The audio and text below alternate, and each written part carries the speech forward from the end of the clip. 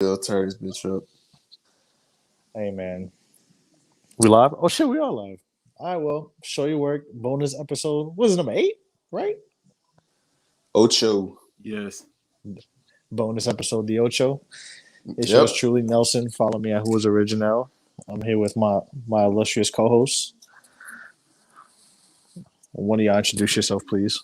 So this Man, is said I awkward. hate I hate these introductions. Yo, what's up, yo? It's DJ Larry, man. Follow me at DJ Larry0093 on Twitter and all social platforms. I'm in here with my brother, Youngin Trey. Tell him something one Yeah, time, man. it's Mr. One Liner. I can follow me at 2Ls Youngin on all platforms. Today we joined by my nigga Neil. I don't know what Neil. Who was this to you? This your partner? This is my partner. Yes, this is part of the. Okay, First of all, we partner. got to introduce the man behind the Mhm. boards, Mister The man behind the boys. I mean, he went into hiding. Beige Come on, now to Mysterio. introduce yourself. Beige Mysterio Man, behind the shit, mask. He man, wanted. confused it. Oh my He gonna god. keep using Oh my. it. But he just don't stop, bro. Shout Shout out out to to yeah. Banks. Shout out to Banks, man. I'm And pretty we sure got he'll a pop in and talk his shit a little bit later on, but definitely, and we got very special guests. We got one right now. My my co. This is my guy right here, man. We are sports. Attack the rim on Clubhouse. We've been at it for a while, and this is a real good friend of mine. Chicago's own, my guy West West, man, West friend of the Norris. show. Y'all can I'm 4.0 show. The O is a zero on all platforms. And did y'all call him Beige Mysterio? Yes, we have nicknames on the show, so it's That is it's one of okay. the funniest things I might have listen. ever. It He get I, it don't get worry, don't Beige worry. it get Mysterio, Beige Kane. Tap Beige in Sin, with us sometime. Beige Beige Sin, Kane the Conqueror. Beige Sin Kid. Yo, he got some nicknames, yo. Yeah, I do man. too. They call me Man in the Woods, bro. Like it's Pastor man. past the Pastor man, main. Yeah, Pastor it, man. it get it get funny on here in a good way though. No disrespectful shit. It gets fun on here. So But not that. Wes, thank you for coming on. You're always welcome appreciate here. you. Uh, Even if it's not sports, you can just come here and talk because we literally talk about anything. But this is our NBA preview episode. We just gonna talk. We just gonna shoot the shit about the NBA, about the yeah. 75th season. And I mean, since Wes, you the guest, I'll let you start off. What are you excited about? What has intrigued you about the season? We'll let you set it off because you're the Yeah. guest of the house. So Well, thanks for having me. I of think course, the first obvious thing from watching this first half, I think Giannis took that jump. I think Giannis took that jump, and now that's pretty terrifying. But I want to see what, how much goofier Ben Simmons can get. I want to see how much goofier, because his goof ass is goofy, and I want to see how much goofier Kyrie can get. Not really. I'm kind of over Kyrie and his nonsense. But as far as like on the court activity, I want to see if Phoenix can replicate what they did last year. A lot of people think, oh, it was a fluke. They're a product of other teams being injured, and there's another COVID year and all that. So, but I think Phoenix might be legit. Um, I want to see if the 76ers are better without Ben Simmons because I suspect they actually might be. Um, I want to see how far Atlanta goes because I think the Hawks are better than people realize too. Um, if you just look at how everybody finished, they would be the third best team in the league. But people would say, well, that's not legit. That's not how we're going. But I think the Hawks are better than people think. And I just am looking forward to Utah not mattering because that just makes me feel good as a black man. Okay, all right. I wasn't expecting that last bit about Utah, but okay. That's some cool shit. That's funny. My man said no to the Greg Ostertag jerseys. Okay, I see what's up. Although Greg Ostertag gave up a kidney, so I can't talk shit about him. But the rest of y'all niggas, absolutely.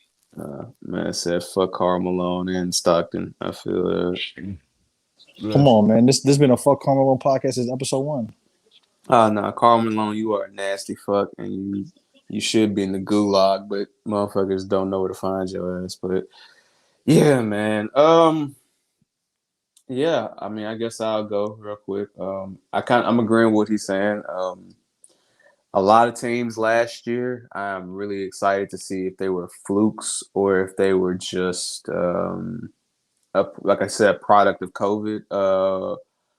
I'm real curious for one team that I don't think gets mentioned is now that Kawhi is out. I'm really curious to see what the Clippers do because Terrence Mann did ball out, but it's like you got to do that shit on a consistent night basis now. So we're gonna see what really happens with that and. They really didn't make any super amazing improvements to me. I feel like they lost players. So now that you're in the West, I mean, the NBA is tough all over. We're going to get to that. But you're in a tough division now. LA is stacked to the gills. Phoenix is coming for you. Golden State's coming for their retribution. Ain't nobody worried about the Kings, but it's like, it's still going to be tough. So, and just curious to see what happens, in the league. Because I think it's a proven year for a lot of young players. Zion, Ayton, a lot of players that, got the microscope on them. So, but I will say this, though. As a Mets fan, as a Jets fan, as the fucking terrible teams I like, I'm so fucking happy the NBA is back, dog. Like, I am so happy this shit is back. So, yeah. So that shit is breath of fresh air. Shit. I was going through it as a Met fan, bro. I didn't want to talk about that shit. Bro. You shouldn't have to feel that pain as a fan that often, bro. Like, sometimes it's cool, but then sometimes it's like, God damn, man, will I ever see the promised land, man? I feel like, God I'm damn. a Knicks fan, Larry. This is normal. This game is terrible. It's terrible, Kenny. Oh, God. Here comes B-Dot. And Satan has somehow entered the building. That's terrible, Larry. You call me Satan. I love God sometimes. It's still terrible. Hey, man. I'm gonna say mine real quick, but yeah, I kind of echoing everybody. How much more ridiculous can this Ben Simmons situation get? How much more ridiculous can this Kyrie situation get? Because we got people comparing him to Muhammad Ali, which is insane.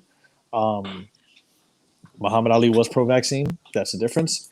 And that's another deeper, darker criminal link that I could get into. But Can I go with Ben Simmons? Hold on, I got you. Hold on. Let me. It's a 1-4 flight right now. I got you though.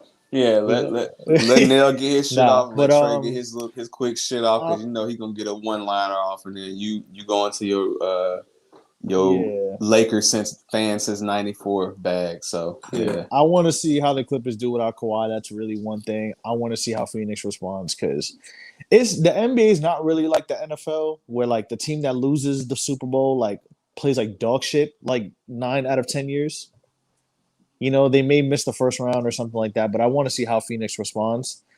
Obviously, the East is going to be even more fun because now you have the Bulls have a really good team.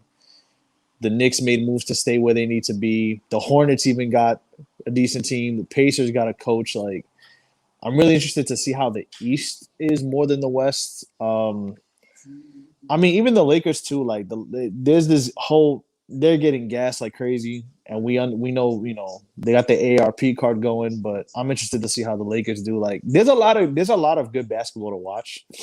So I think this is going to be a fun year, despite the bullshit. Like, despite the Kyrie thing, despite the bullshit with Ben, I think regardless, like, both conferences have fun teams to watch. Even the teams that are going to be ass. Like, the Rockets are going to be the most fun 20-62 team I have ever seen in my life. They're going to be so. They're going to be the most exciting 21 team ever. Like, I can't wait. But like, this is gonna be a good year, I think. Hopefully barring any major catastrophic injuries or anything crazy, like this whole shit with the vaccinations and such. But yeah, I'm looking forward to it. So, Vic, what's good? What up, man? What's going on with y'all? This is my guy Vic from We Are Sports. What's happening, everybody? What's poppin', man? What's up, man? Yeah, we just talking. That's it. We just talking how we feel about the season. What we looking forward to? Oh yeah. Yeah, every season, has its own storyline. So, I'm looking, people talking about the Bucks and cats talking about Giannis might be the best player if he got a jumper. Well, it's a little bit, a little bit premature in my opinion. I still got him top three in the league though. I still got KD over him, but yeah, I mean, actually, I could say I can put Giannis at two, honestly. But yeah, man, I'm looking forward to the new season, man. And it's the first full season they played in 2 years, so 2 seasons, so it's gonna be interesting. Because it did start on time this year. Yeah, Adam Silver don't be giving a fuck about niggas' vacations I and ain't personal even time. peeped it. Like, yeah. It did start on time this year. Well, I mean, honestly, seeing that we just signed this man for $105, $105 million, I ain't gonna lie, I'm excited to see what my guys gonna do, what my Grizzlies gonna do.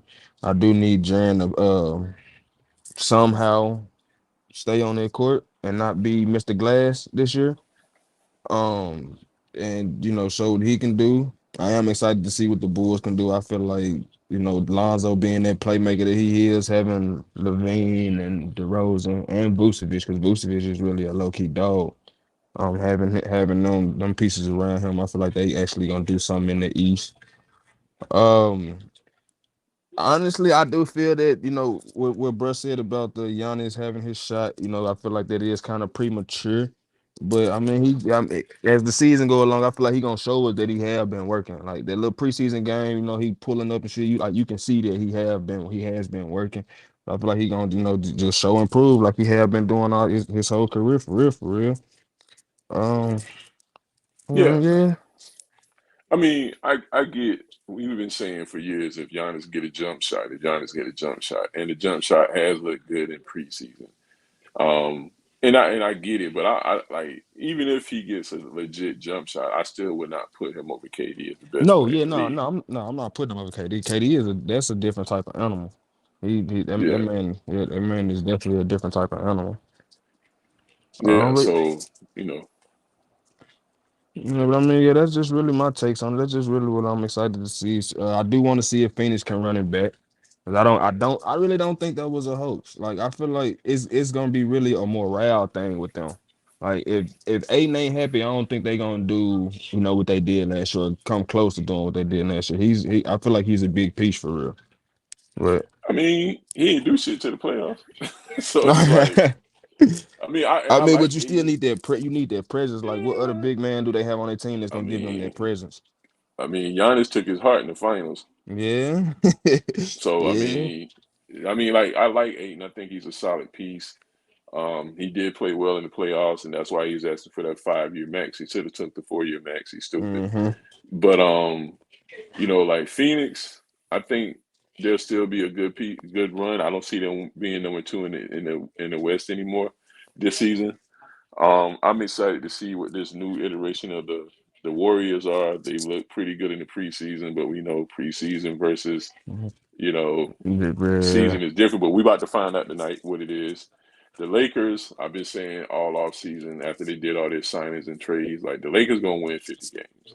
But I'm not worried about the Lakers with that talent, that top heavy talent they have, winning games in the regular season. The truth of the matter is going. The truth of it all is going to come out when they get into the playoffs and teams lock in on them for 7 games, and now they can take away their strengths and focus on highlighting their weaknesses, which is outside shooting for their three best players. Their three best players play in the same space on the court, Yeah. and mid range to the basket. Well, AD don't go to the basket like that, but mid range Jays and things like that. Like I was watching the Lakers play Golden State in the preseason, and Kerr threw a 2-3 zone on them, and I watched Westbrook try to force a cross court a skip pass in a 2-3 zone, two straight plays in a row, and I'm like, dude, like everybody knows what you do in a 2-3 zone. You can't throw it across the zone like niggas gonna pick that shit off, and both times they picked it off and went on a fast break, and I'm like, That's what teams are gonna do if they don't figure out how to show teams that they are deadly shooters from outside with that lineup. When they you know how they say in the NBA season, they don't really game plan for you like that in the NBA season. Like they do the basic game planning and they just roll the ball out and play. But we all know in the playoffs, team know who they're gonna play every night, so they don't have to do the bare bones game planning. Just run their system. They're gonna be like, we can focus on this. You know what? We're gonna sag into the paint, and if Westbrook beat us with threes, and guess what? Shake his hand, go home for the off season. But I just don't think between LeBron and AD, I don't trust their other. I like Wayne Ellington. He's a North Carolina guy. I love. I'm a North Carolina. Well, you don't know, but I'm a North Carolina fan. Boo. When it comes to basketball, you must be. Yo, a how fan. many I'm of you sorry. Tar Heel niggas is out here? Son? Like, what the fuck? Like, How many of you what? Damn, man. He's the Tar Heel. Enjoy Banks, Hubert Banks, the Davis. guy who's producing is a Banks, who's produced as a Tar Heel fan too. So God damn, Tar. Every time I turn I'm around, from fuck the you, South, Duke though. niggas. Like, god damn. I'm from the South. I'm still a Duke. Yeah, I mean, Duke is in the South though. So I know, I but feel bad for you, but it's okay. No, I mean, all of It's easy being a Duke fan. Well, it used to be easy to be a Duke fan, but Hey, look. Hey man, Hey, we've look, been whooping enjoy- y'all last enjoy couple Hubert years, Davis. so, That's it. It's okay. Enjoy that Enjoy white you. boy. I forget his name. Okay. We see it. We gonna see it after next Hey, year. why is Banks putting up MySpace wallpaper? What are you doing? Hey man, it's all cool, man. We got y'all ass twice this year at least, man. We're gonna see y'all Hey. the third time in that tournament. It's all Wait, cool. point out It's all somebody great. doing something in the league right now. Who?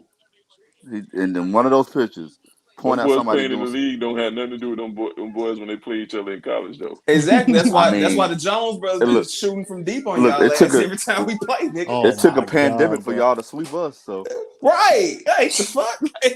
That ain't the first time in history, though. Look at me and D-Dot teaming up It for a never cause. happened.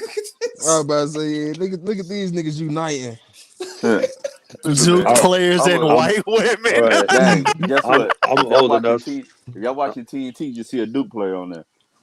Yeah, No. I'm old enough to remember when it was the other way, and I love Duke and Duke players was the bus when they got to the there league. you go. Okay. So Hey Hey, man, I'm glad that. Coach Hey, K I'm glad we got tired a of fight losing, now. so he I'm hey, it's glad we get to cool. talk. It's cool. Y'all Stop motherfuckers signing still them. mad about the ghost of Christian Laettner, man. It's all cool. Like, You talk about Christian Laettner. That's how bad y'all being. Oh, who won the last national championship? It won Carolina. We won it We won it the very next I'm about to say year. Larry. The year before, something I'm like about to that. say Larry. Right They there. won. They Come got on, a man, recent stop one. it. We can't talk about that. They did get Thank one you. recently. Yeah, What we year? can't. What year? Like 3-4 years ago, right? Yeah, it was like Yeah, 17. we won one yeah. after y'all won one, like the next year. Yeah, we got what 2015. I got a hat somewhere. In the words of Red from Friday. Oh, that was different. Hey, or from the Chappelle Show. That was weeks ago. That was weeks ago. But nonetheless, like I said, man, I don't trust their shooters. They're not dynamic enough. The shooters they have are not dynamic enough that I'm gonna think that they're gonna beat a team in the playoffs in the West. So, like I said, they'll win 50 games. I don't know. I don't think they'll do well in the playoffs. That's But my this is opinion of the Lakers. But this is it. Somebody on their team, I think they want AD to have this is AD's team. Will he take it? Who knows? You gotta make it through the season. Exactly. Well, this is me. This is my opinion. Will Russell humble himself? The team they surrounded him by shooters. We don't need Russell to shoot. And I think this is gonna be Braun. I'm saying Braun gonna play 45 games this year. Cause he gonna give it to AD and Russ. So I don't expect too much from Braun this year. And Russ need to be patient too, because I was watching those games where they were putting 2 threes on the Lakers, and he was rushing like a motherfucker. I was like, bro, slow it down. Like you gotta with a 2-3, and Vic and I have talked about it before. Like a 2-3, you gotta kind of like let it. You know what I mean? You kind of have to like pass it around and let it. It's for shooters. You gotta let it get you gotta do it's ball movement. It ain't dribble and penetration on offense. You need somebody to flash to the free throw line, and then you cause that defense to collapse. Then that person might kick it to the corner, but the point guard can't make a skip pass across the 2-3. Nope. That's not but happening. This is one other thing ain't nobody talking about. Russ is 32. I don't see him. He a freak of nature, but yeah, he gonna have to Slow that shit something. down. Yeah. Yeah, Yeah. I about to say Nah. yeah, because I don't think he Well, work on his body like that. I mean, I don't think Russ is a dog. He's just a yeah, he freak. is. He But But is. the issue with 32 is 32. my biggest issue with the biggest issue I think Russ is going to have is that he's not going to have the usage rate that he's had the last 5-6 years. So how can you thrive as the third option in Yep, that offense? because And AD LeBron and on the them can say boards. whatever they want to say. They can say whatever the hell they want to say. But that nigga's the third option in that offense, and LeBron and what are you gonna do when LeBron is driving to the basket and doing those kickouts? He's gonna be your shooter. Like it's gonna get interesting. Like I said, they're still gonna win 50 games because they got a lot of talent. But that regular season wins versus playoff wins is different. But see, that's the thing. Like, I think honestly, like AD is gonna be there, but I feel like AD is the motherfucker they're gonna kick out to, and I feel like Russell's gonna be the one crashing the boards at first, at least, because like you said, Russell can't shoot. So I ain't gonna say he can't shoot, but he's not He can't not shoot. he ain't the knockdown shooter that some of the other point guards are. Like he ain't Kyrie in that aspect. So it's like, yeah, you gonna want somebody open. I think that's where AD and some of them other guys come in, but also too personally, I feel like a lot of that team is let's try this shit out, and if shit go left, you motherfuckers are expendable. So that's how I look at it too. Because honestly and truthfully, I feel like if the Lakers would have somehow gotten DeRozan or Buddy Hield from the offseason, it would have been fucking scary. But we'll see what happens, man. Like I'm definitely not counting LeBron ass out of shit. But I yeah. will say this too though about your thing about kicking out the AD and Westbrook crashing the boards. If Westbrook is gonna be your leading rebounder, the Lakers in trouble already, dog. Yeah, I about to say that Now he don't ain't need to no be the good look. leader, but I mean, like I said, If he who the fuck you crashing gonna for the kick out rebounds to? and eight, but see, this is the thing though. What they're saying is AD is the best player on the Lakers team right now, right? That's what they're saying. AD got to be AD. Like AD has 80. If AD has top 5 talent in the league, MVP MVP type talent. The problem is AD does not make it through a complete season. He has not really ever done that in his career. So I don't know. The one time he did make it through a season, they just have to have had a 3-month break. That matters. But I it's don't see how he makes it through a full season and into the playoffs. And his injuries are like injuries that just kind of like stack up on each other, and then he just be done. you're like a So I don't know, hangnail. man. I mean, he just what we said. West, you still in here?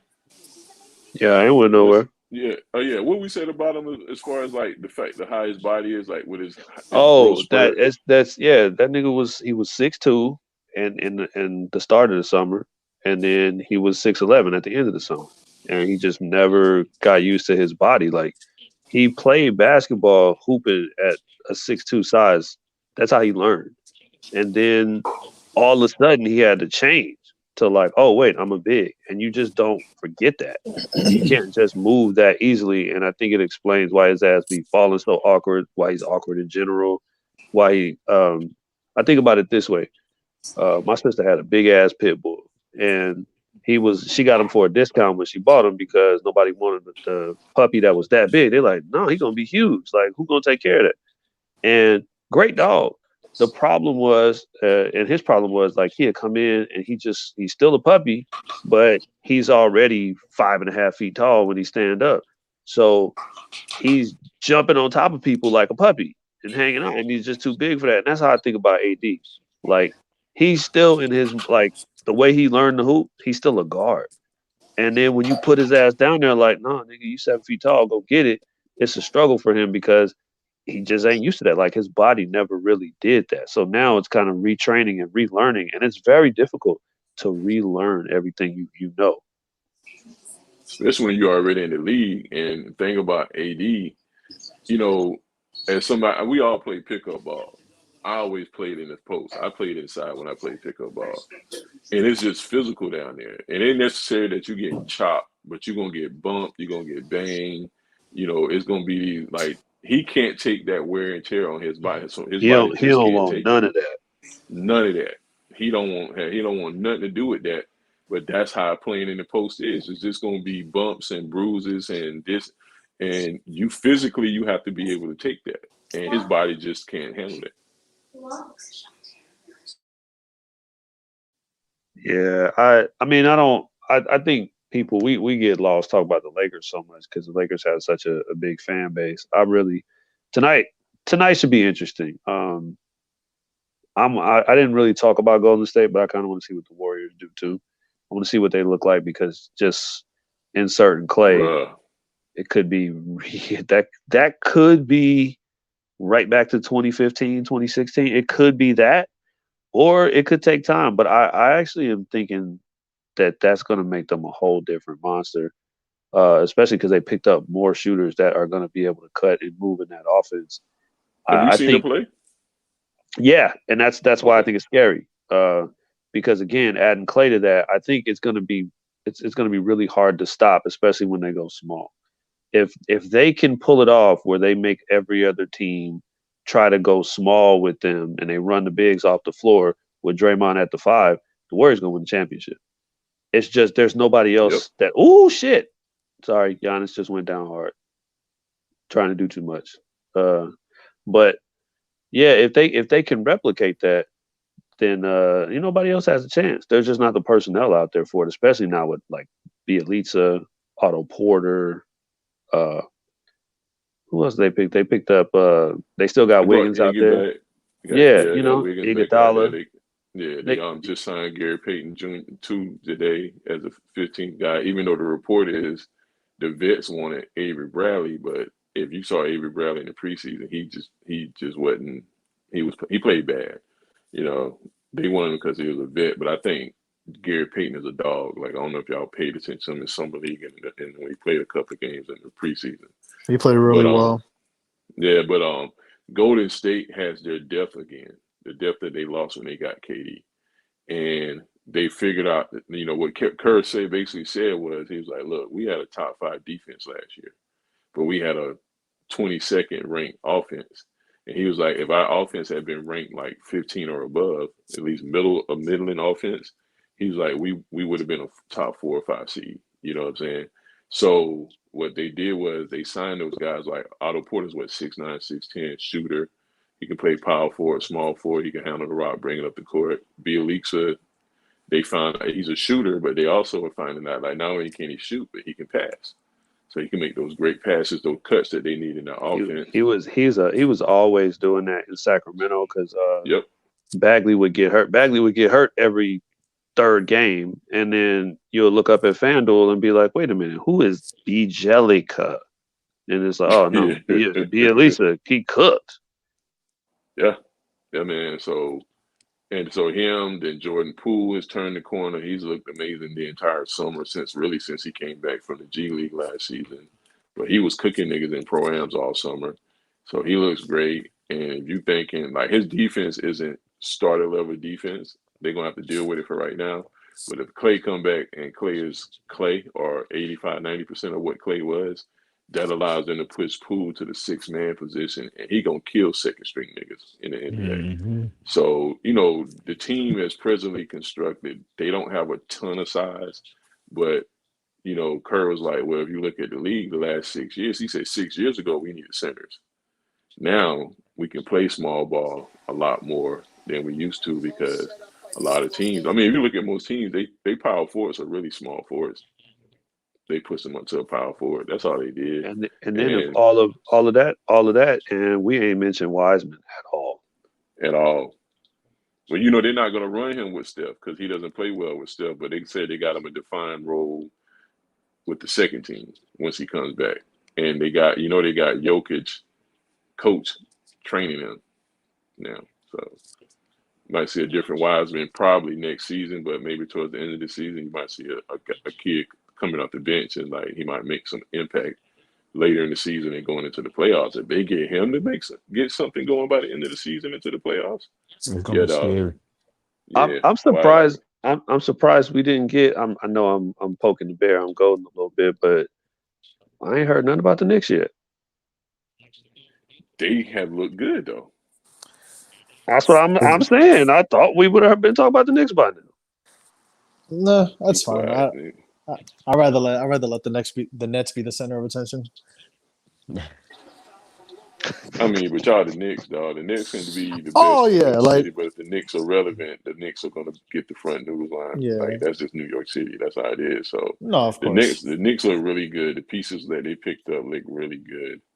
They making really good moves around the edges. I see y'all signing Brandon Knight, and I see y'all signing Lucas Manchit, who was like what 2 years ago was a first round draft pick. Yeah, they're gonna be in So Westchester. yeah, so they're looking towards. I think Brandon Knight could end up making it back to the league and doing something. So I mean, y'all look good, man. So I think for the Knicks, they understood that they overachieved last year, and they didn't try to like go crazy like, oh, we're gonna throw the whole house at somebody to come in and like, or make a trade that's gonna blow the whole team up. They understood that they overachieved considering they were only supposed to win. What was the Vegas odds last year for them? Like 22 games, and they won 41. Yeah, something So like Mm-hmm. that. and got home court advantage in the playoffs, which nobody thought was going to happen. I kind of thought how it was going to play out was probably the Knicks would be like a playing team this year, like a 7-10, or maybe maybe get into the play-in and lose. But I think the Knicks made the necessary moves to have some type of continuity and kind of slowly but surely build the team up to where they're supposed to be. So I'm happy with the moves they made. Like I said, I hope if Kemba can stay healthy, that's a fucking steal. I mean, $8 million for Kemba Walker is a really good deal. Do I think they overpaid for Fournier? I'm gonna say yes, but I understand the need for a shooter. I do like the moves they made. Just hopefully they can stay healthy. They have a very deep team, even with the rookies who may not play that much, but Thibodeau has a very deep team, and he has a lot that he could use. So yeah, I'm looking forward to it. that's my most interesting thing with y'all. Because man, you can talk, you make all the fucking jokes you want, you can play all the "We are the New York Knicks" videos and shit you want, but motherfuckers came and played last year. So my thing They is most definitely did. with the young guys like the Knox, Obi Toppins of the world, like what will Thibodeau do with that talent? Yeah. Because listen, you got Kemba Walker and Derrick Rose as your 2 point guards. You ain't losing shit. You feel me? That's a win all day. I'm taking that all fucking day. And So you got Quickly as your third string, that's and what then I'm saying. you could bring Burks played de facto point guard in fourth quarters. Then you got the young dude Deuce if he gets some playing time, which I think he will because that little dude loves to play defense. Right. And y'all still got Mitchell Robinson, who's probably my favorite out of everybody, Yeah, and Mitch put on muscle, but I'm not gonna lie, I'm a little worried because like this reminds me of when like you a Mets fan when Noah Syndergaard put on mad muscle and then got hurt.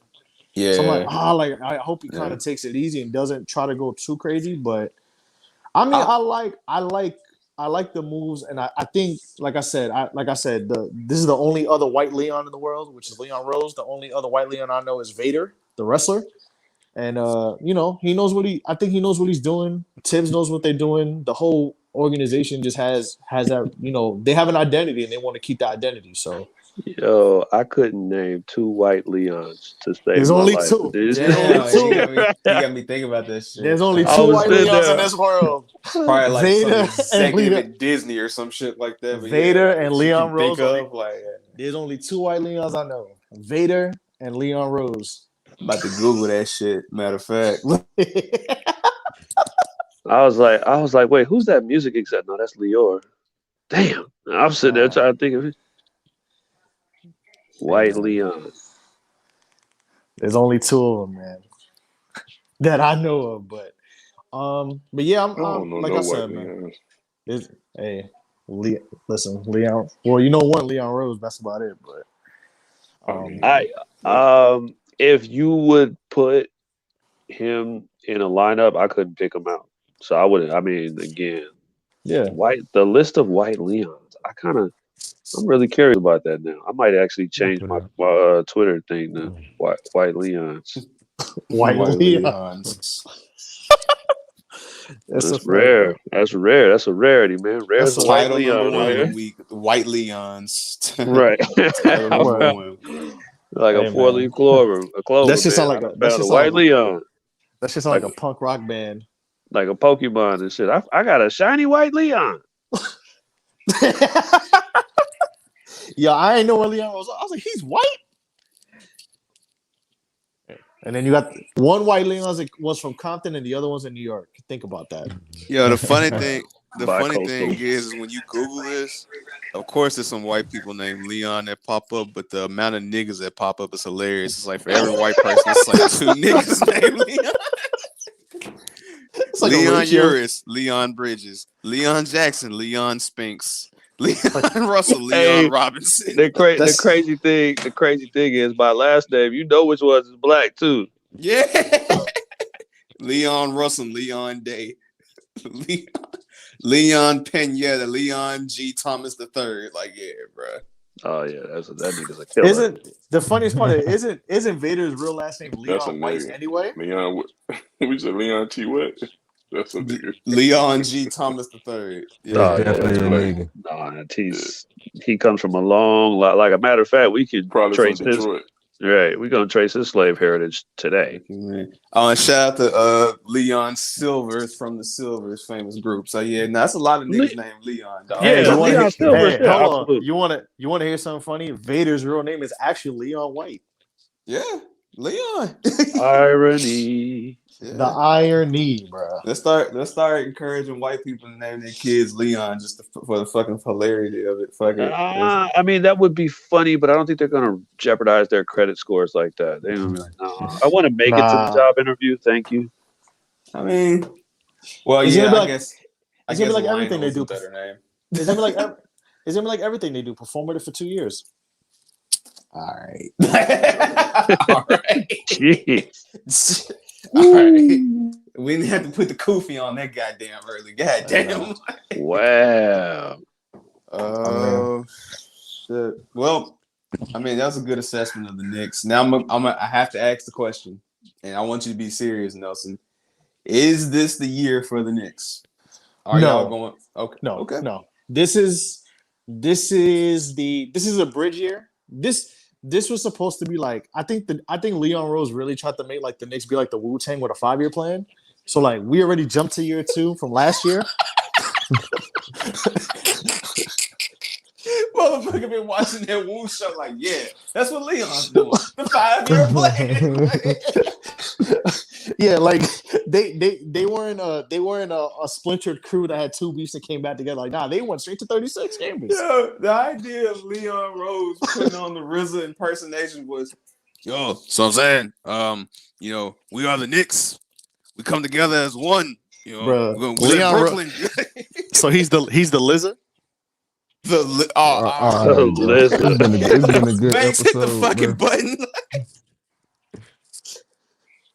Hey, but nah, for real, Some of them going to sleep. For God!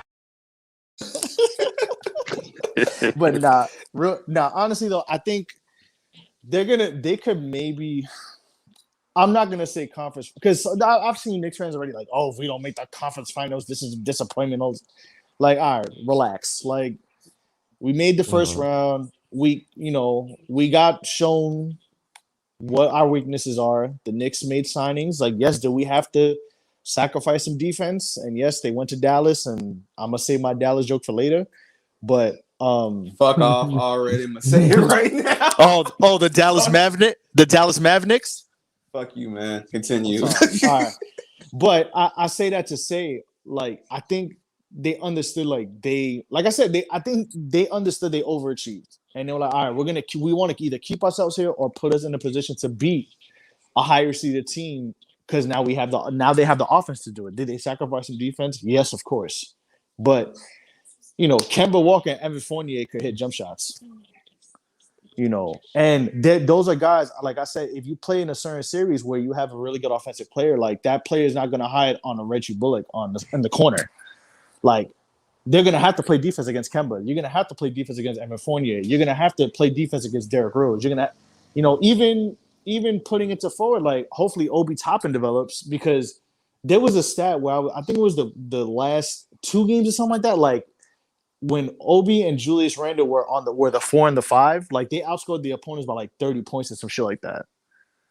Which that would not have happened last year. But I think Obi cutting himself together in the playoffs really helped him out. Even though he played like I'm an honest Knicks fan. He played like dog shit for about 60%, 65% of this year. But that's because Julius Randle was balling out his mind.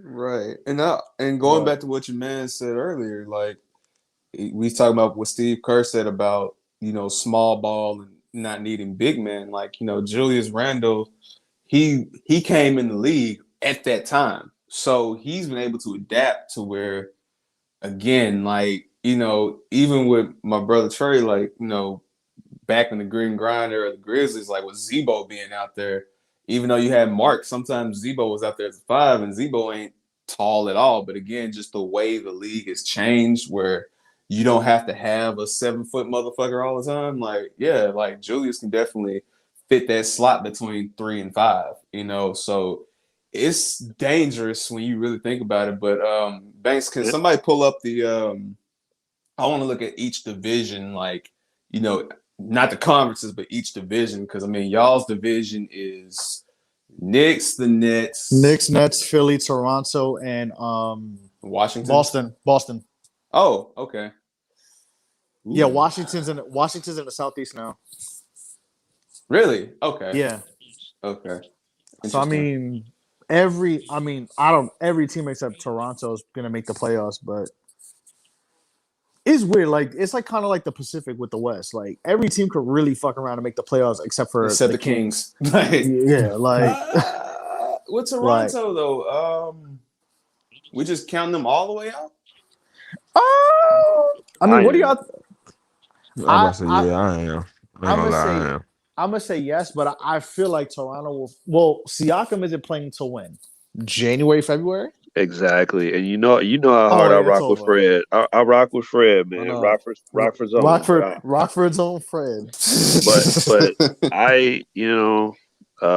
they just don't have enough, and they rebuilding, dog. Like that's not happening. They don't even want to do that. That's not happening.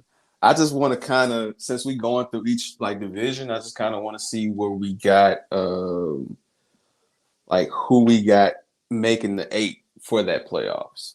Well, now, excuse me, I'm sorry, it's 10 now since they want to do that wild card shit. So I just want to say before we go forward, fuck the TNT app. This app is a piece of shit. Every year. Sorry, go ahead. Oh, the cameras, the multiple cameras, and the sound that I have the Roku app on my TV, and that shit. I don't think I'm about to literally get an illegal link. I'm about to go to Crack Streams right now and go find a link right now because this is bro. YouTube TV, the best thing that happened to me. Hey man, I may have to get on that, but yeah, the Atlantic Division is gonna be like, I think everybody except for Toronto gets in the playoffs. So let's have so.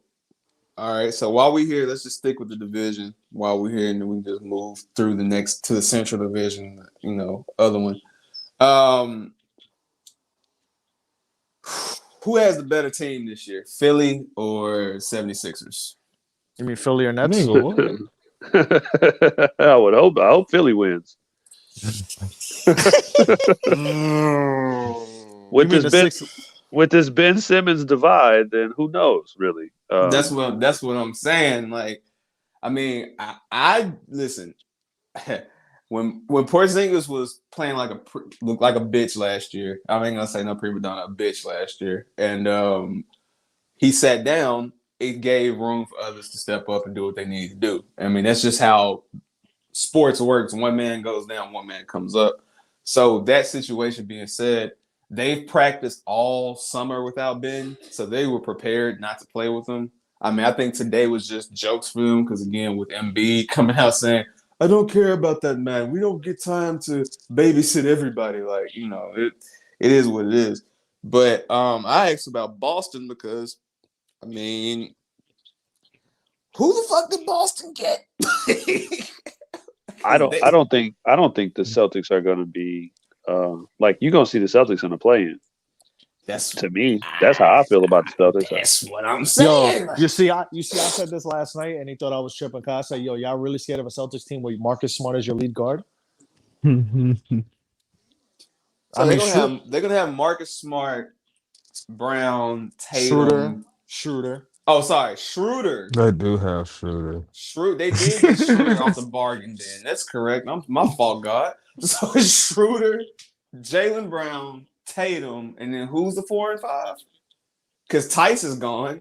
Time Lord. Who's Is it- undersized? He gonna get his blocks, but he's wild undersized though. Yeah. Did they get Horford back? They did. Mm. They did get Al Oh. Horford back. And did they keep Tristan, or did they get somebody else? He in the projects. He in Sacramento now. Oh, that's right. He wanted to be a Kardashian. That's right. Yeah. And shout out, the funniest Al Horford tweet ever is when they called him Reggaeton Mo Spates. Yes, he is Reggaeton Mo Spates. He is indeed Reggaeton Mo Spates. Cantor, I like Cantor down there because I just like Cantor and what he Hold does. on. Oh, they still got Cantor? Yeah. I ain't mean to step on your joke, fam, but anytime you look at some shit and it's like, who's the starter? Bruno Fernando. Oh, yeah, man. That's going to be a long goddamn year, bro. Is he starting? There's no way he's starting. Not going to be starting. There's He's no way not, he's but I starting. just saw his name and I was like, yo, if he's the. But Imagine if they ever in a situation that he is their starter, yeah, it's bad that night. I don't know, man. Wes, what you say about Enes Kanter? No, I like him. I just, he's defensive liability like none other. But I do like what he does offensively, and he gets the rebounds. He can rebound like none other. But he, I didn't know if like that might be the best big on their team. He is, and that's what I'm getting at. Like they got all them, man. Don't worry, as a Knicks fan, I dealt with that 4 years ago, so I know how that feels. How long before they blow this shit up all the way? Like for real, all the way. Probably when they already got when Tatum asked for a trade, I guess whenever that day comes, because they're not winning. I don't see them being. I don't know. I think Danny Ainge just played the whole thing wrong, man. He held the picks too damn long, and he played that shit like a real deal. Like he was really playing 2K, dog, and like just let all that fucking talent just go to waste. And what? Go ahead. I know. I feel like he. You know how you play Uno, and you play hood rules where you just keep drawing and you make somebody draw. Like Danny Ainge kept drawing, thinking like, eventually I'm gonna go on a run and crush you with all of these picks. And while he was fucking around, everybody else got Uno. Exactly. Oh, yep. That's a good way to put it. But and it's like, I mean, what happened with Isaiah Thomas is crazy. But I mean, if you look at like when niggas leave Boston, they just flourish. Apparently, like Gordon Hayward flourish, Rozier flourish. Like, I'm curious to see what some of these other guys do. But, yeah, man, I mean, they will for sure be a play-in team in my book. Like, they going to be, like, 6 or 7 for sure. Like, no doubt about it. Like, that. Yeah, I think the Bulls taking their spot.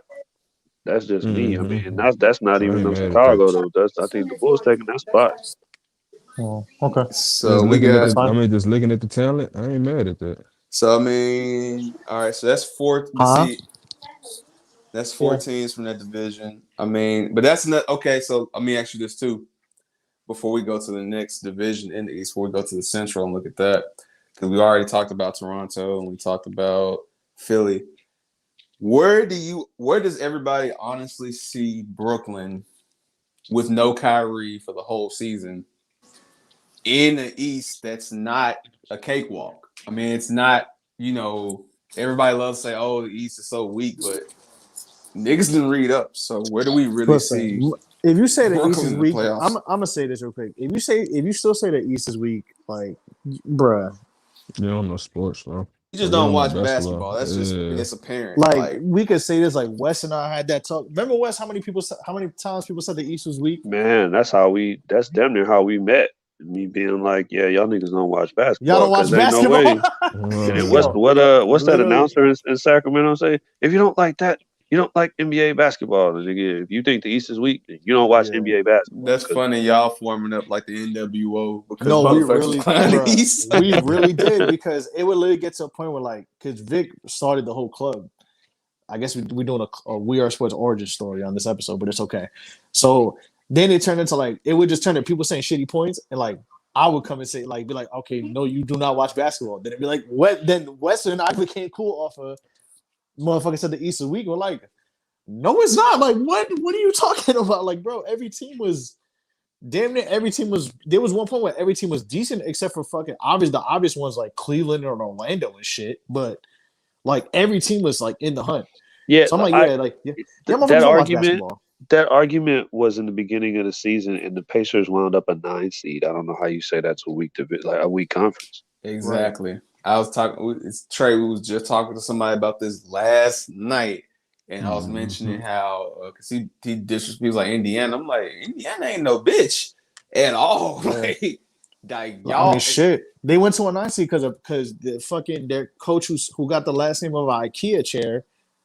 Let that season just he tanked the season, bro. I don't know what the fuck happened because they don't play no defense. They don't play no What defense. The Pacers games, the Pacers was giving up 140 a night. That shit was wild. They had 138, but they was giving up 140. Shit, they got Carlisle game now, of the year. so we finna really see if they finna play defense or continue to be in that shit. Because Dallas, right. First game of the year, they was playing. They was kind of first game of the year. I remember they played the Knicks and they held them down, but then them Knicks games then when like as the season progressed, every time the Pacers played the Knicks, like the Knicks were fucking scoring like crazy on them. Hey yo, pull up Chloe's comment. Chloe, I'm sorry, I don't see that happening one motherfucking bit. I'm sorry, like y'all. Listen, I don't know what it is about Nah, city, Chloe, you not listening. Shout out to Chloe. It's not happening. All love, but no. It's not happening. No. It's not going to happen. No. But I actually have a question. If this shit keeps playing out with the Sixers, what does this team do? They didn't fucked it off already. They're gonna wind up getting less than what they could have gotten if they would have moved them before the like once. So the real thing is when Rich Paul makes a move now, he virtually gets what he wants like every time. Teflon done. I mean, shit, he got Adele. He got Adele. He got Adele. Done. Yeah, my son got like, Adele. Like he's good right. now. And like Adele went from heavy and singing breakup songs to like taking IG pictures with this. Listen, Rich Paul got the greatest training camp I ever seen this side of the Mississippi, dog. Teflon done. Continue. And Bantunas too. Went to Jamaica. Yeah, Teflon. yeah, man. I don't know, man. Some people just got it like that. Like Puffy used to be able to make niggas believe anything. Like I know you screwed the last 12 artists, but maybe he sees me differently. Like, yeah, no. Rich Paul be on that. Like I know you don't care about anybody but LeBron, but maybe you got me. Nah, nigga. Ben, he's sending Ben off thinking like, oh, we're gonna get you in LA, we're gonna get you in a good situation. That shit ain't gonna happen tomorrow. This is gonna be a process. This nigga might wind up Minnesota. Anyway, they say the Portland deal is not happening because Dame don't want to leave, which that's a whole nother conversation. Fam, if Portland would have traded Dame Lillard for Ben fucking Simmons, bruh, Portland move that team to Seattle, dog. You know what's the new trade now? Everybody's saying the Ben Kyrie swap. That's the new trade from your favorite basketball Twitter purists talking about trade Ben for Kyrie. No, that's just an internet chaos agent take. Like, yeah. Oh, these guys are both toxic. Let's just swap them. Like that's what is that? That's a 90 Day Fiance or wife swap. This is high yellow. Wife swap, man. That's a married at first sight tweet. Yes. They trying to start a race war with that shit. They just want niggas to hate Australians. That's what that is, bro. Like that's they gonna have niggas attacking Aborigine people and shit, bro. Yeah, man, I ain't like buying that shit, bro. But yeah, niggas already mad. Like Patty Mills, why you don't do this with the Spurs, nigga? How come you did this in the Olympics? Fam, let me tell you something right now. To any team that somehow may find this podcast from your fucking algorithms, if you trade your star player away for Ben Simmons, it's gonna look spooky for y'all. I'm just gonna say that right now. But again, because I even saw Minnesota, and I'm like, I'm not giving up Russell for Ben Simmons. I'm sorry. The thing about Ben Simmons is that he is that good. He ain't. I would question, like, and I don't think it's fair to do this normally. Be like, oh, I question the guy's heart. Does he want it? He's top 400 in the world at putting the ball in the hole. Like, that is impossible. So I wouldn't say that, like, oh, normally I wouldn't be like, but I tend to side with whoever wrote the bitch nigga tweet. Like, that shit was super accurate. Ben just ain't here for this. He's just not here for it. I just can't trust He ain't got him no heart, cuz. Nah, forget about it, cuz. Like, nah, he ain't got no heart. And I just listen, put it to you like this. I am an average fucking man. So yes, I am not one of the top 400 players in the world that get to be in the NBA. 1000%. So I definitely agree with you on that. However, like, I've seen Ben for the last few years, and I said this with I think you were gone by then, Trey, but I was talking to Kyle yesterday, and I told him, I was like, honestly, it's a combination of Ben not wanting it, but I also feel like the same way they did with Fultz, I feel like the Sixers failed with Ben's development. And I feel like they saw his rawness from college and just never took advantage of it. Now, granted, some guys just adapt and just do what they do, i.e. Embiid, but some guys actually need that coaching and development, and I just feel like Ben didn't get that. So now we're looking at, okay, Ben's been in the league, what, 5-6 years now? I'm with you. I'm following you. I've given Ben Simmons every excuse. I probably put like 10. I don't know why. I think you know what? I understand where Wes is coming from, and I've kind of shot him some bail too, because I think he's and I've said it, like, bro, he's a hell of we've said this on air. I've said it in clubhouse rooms. We've said it in our own text message conversations. Like, he's a hell of a player. Like, I'm not gonna sit here and front like he does it like athletic and he's not good. It's just, bro, like, that's like everything. Like, you could be physically spectacular, but if you don't got it there mentally, that shit takes away a lot from. You might as well be not useless, but it's not, your value isn't going to translate. Yeah, it's like, that's the problem. There was a point last year when Ben Simmons and Giannis were the same level. They were the same level. You couldn't pick which guy would have a better night. He did that when Embiid was down for a couple games, and he had that game where he did like 44, 14, and like Ben Simmons scored 44 points in the NBA game. It was like 44, 14, and 9 or something like that. He had stupid numbers, and we're like, oh, that's the guy. That's the guy that we're pretty much waiting on to come control everything. And trick y'all. He tricked the shit out of me but I tell you, when I bailed out though, because I had all of his rookie cards. I bailed out on him when he bailed out on fucking wanting it. When he passed that shit off, when Trae Young came to rotate and he passed that dunk off, I don't think I've ever felt so betrayed in my life. Because I wouldn't pass that off. I wouldn't pass. That's a dunk, or if you can't dunk in the lip. That's why I'm questioning anybody defend. Like, to me, that should have been the point of no longer defending him at all. Yeah, you can feel bad. Damn, son, he didn't get the development that he. Listen. If motherfuckers can clown Anthony Bennett and Wiggins, the next few years later, Ben Simmons can get clowned too. Like, I'm sorry. At this point, like, take what the fuck you can get. But honestly and truthfully, like,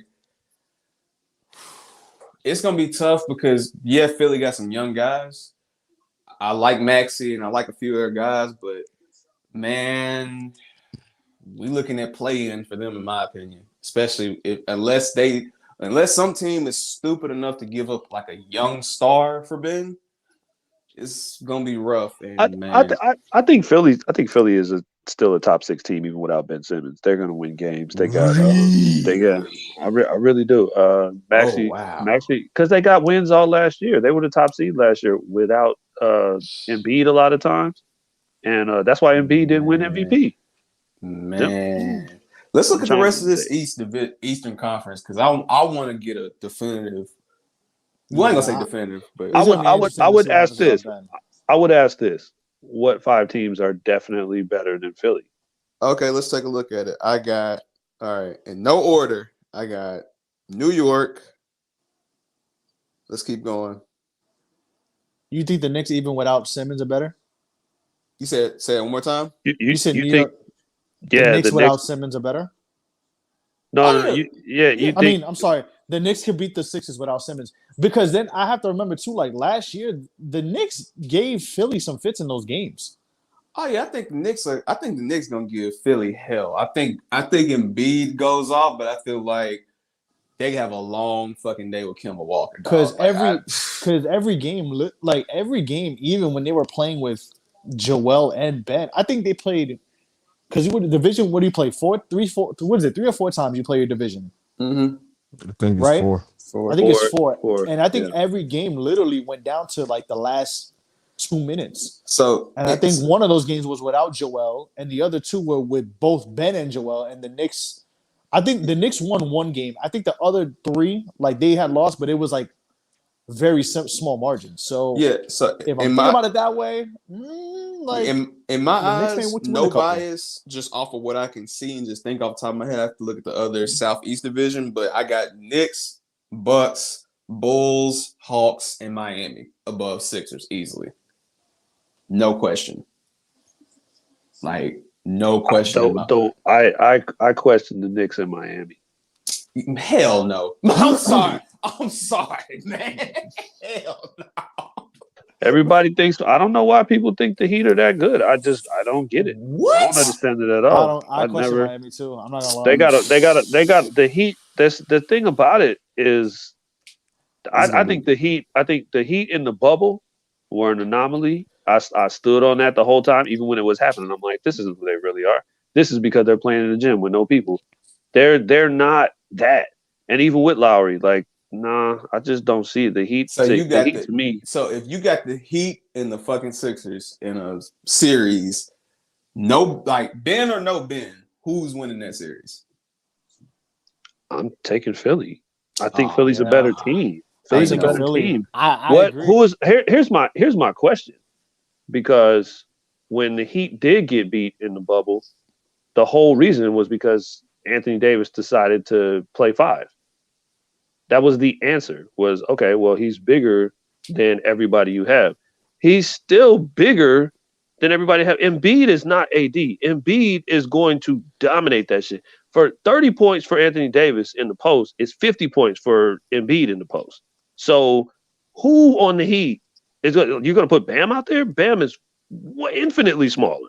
It's just not happening. So take and then Embiid. Oh, my bad. My bad, dog. My bad. Go ahead. no, you're good. You're good. Then I would just say then your best scorer and the guy that you have to ride to be able to get buckets and create would be Jimmy. Now, adding Lowry does help that. Adding Lowry helps them a lot. But unless Tyler Hero takes the jump that he said he took, I just don't see it.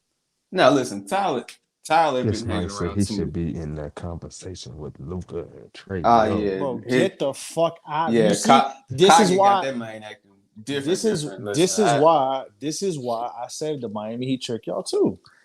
Like, did they get better with Kyle Lowry? Yes, but like they don't honestly scare me. Like they pose a problem for the Knicks, but for the Sixers, like, But see, that's my thing. Like, okay, outside y'all man is good. I wish he didn't do. I wish he wasn't that good because I was just about to ask.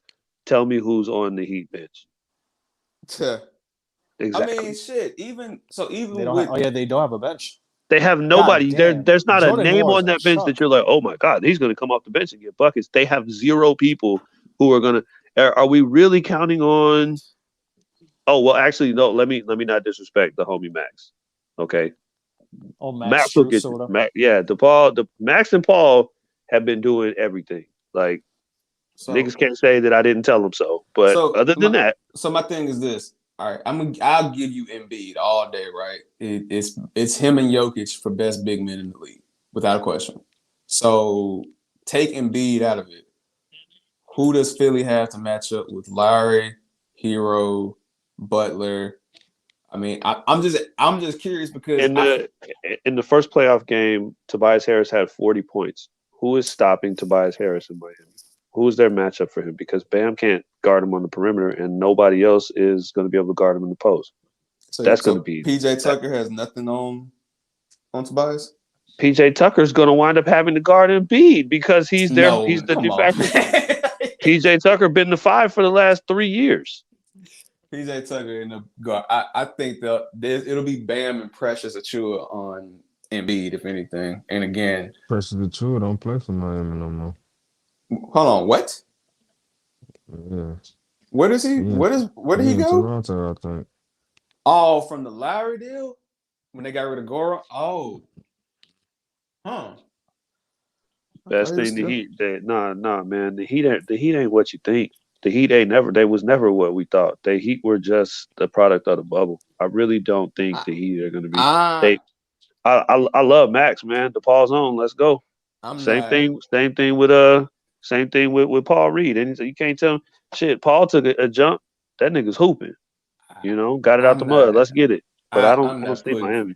So I'm gonna agree to disagree. I got Miami above them, and I mean I didn't even see Charlotte there. So I mean that's interesting too. But I think Philly is.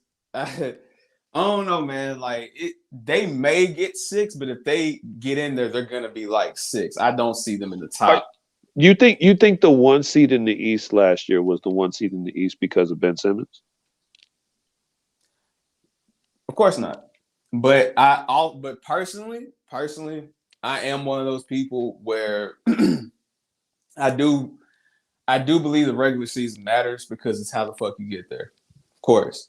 But I also feel like when it mattered and then didn't show the fuck up, I feel like that's where it went left. So for me, when I'm looking at these teams and I'm imagining playoff scenarios, I mean, my question would be who would replace Ben, because Ben is gonna be replaced. Like at this fucking point, as soon as they can make that trade happen, Ben is out of there.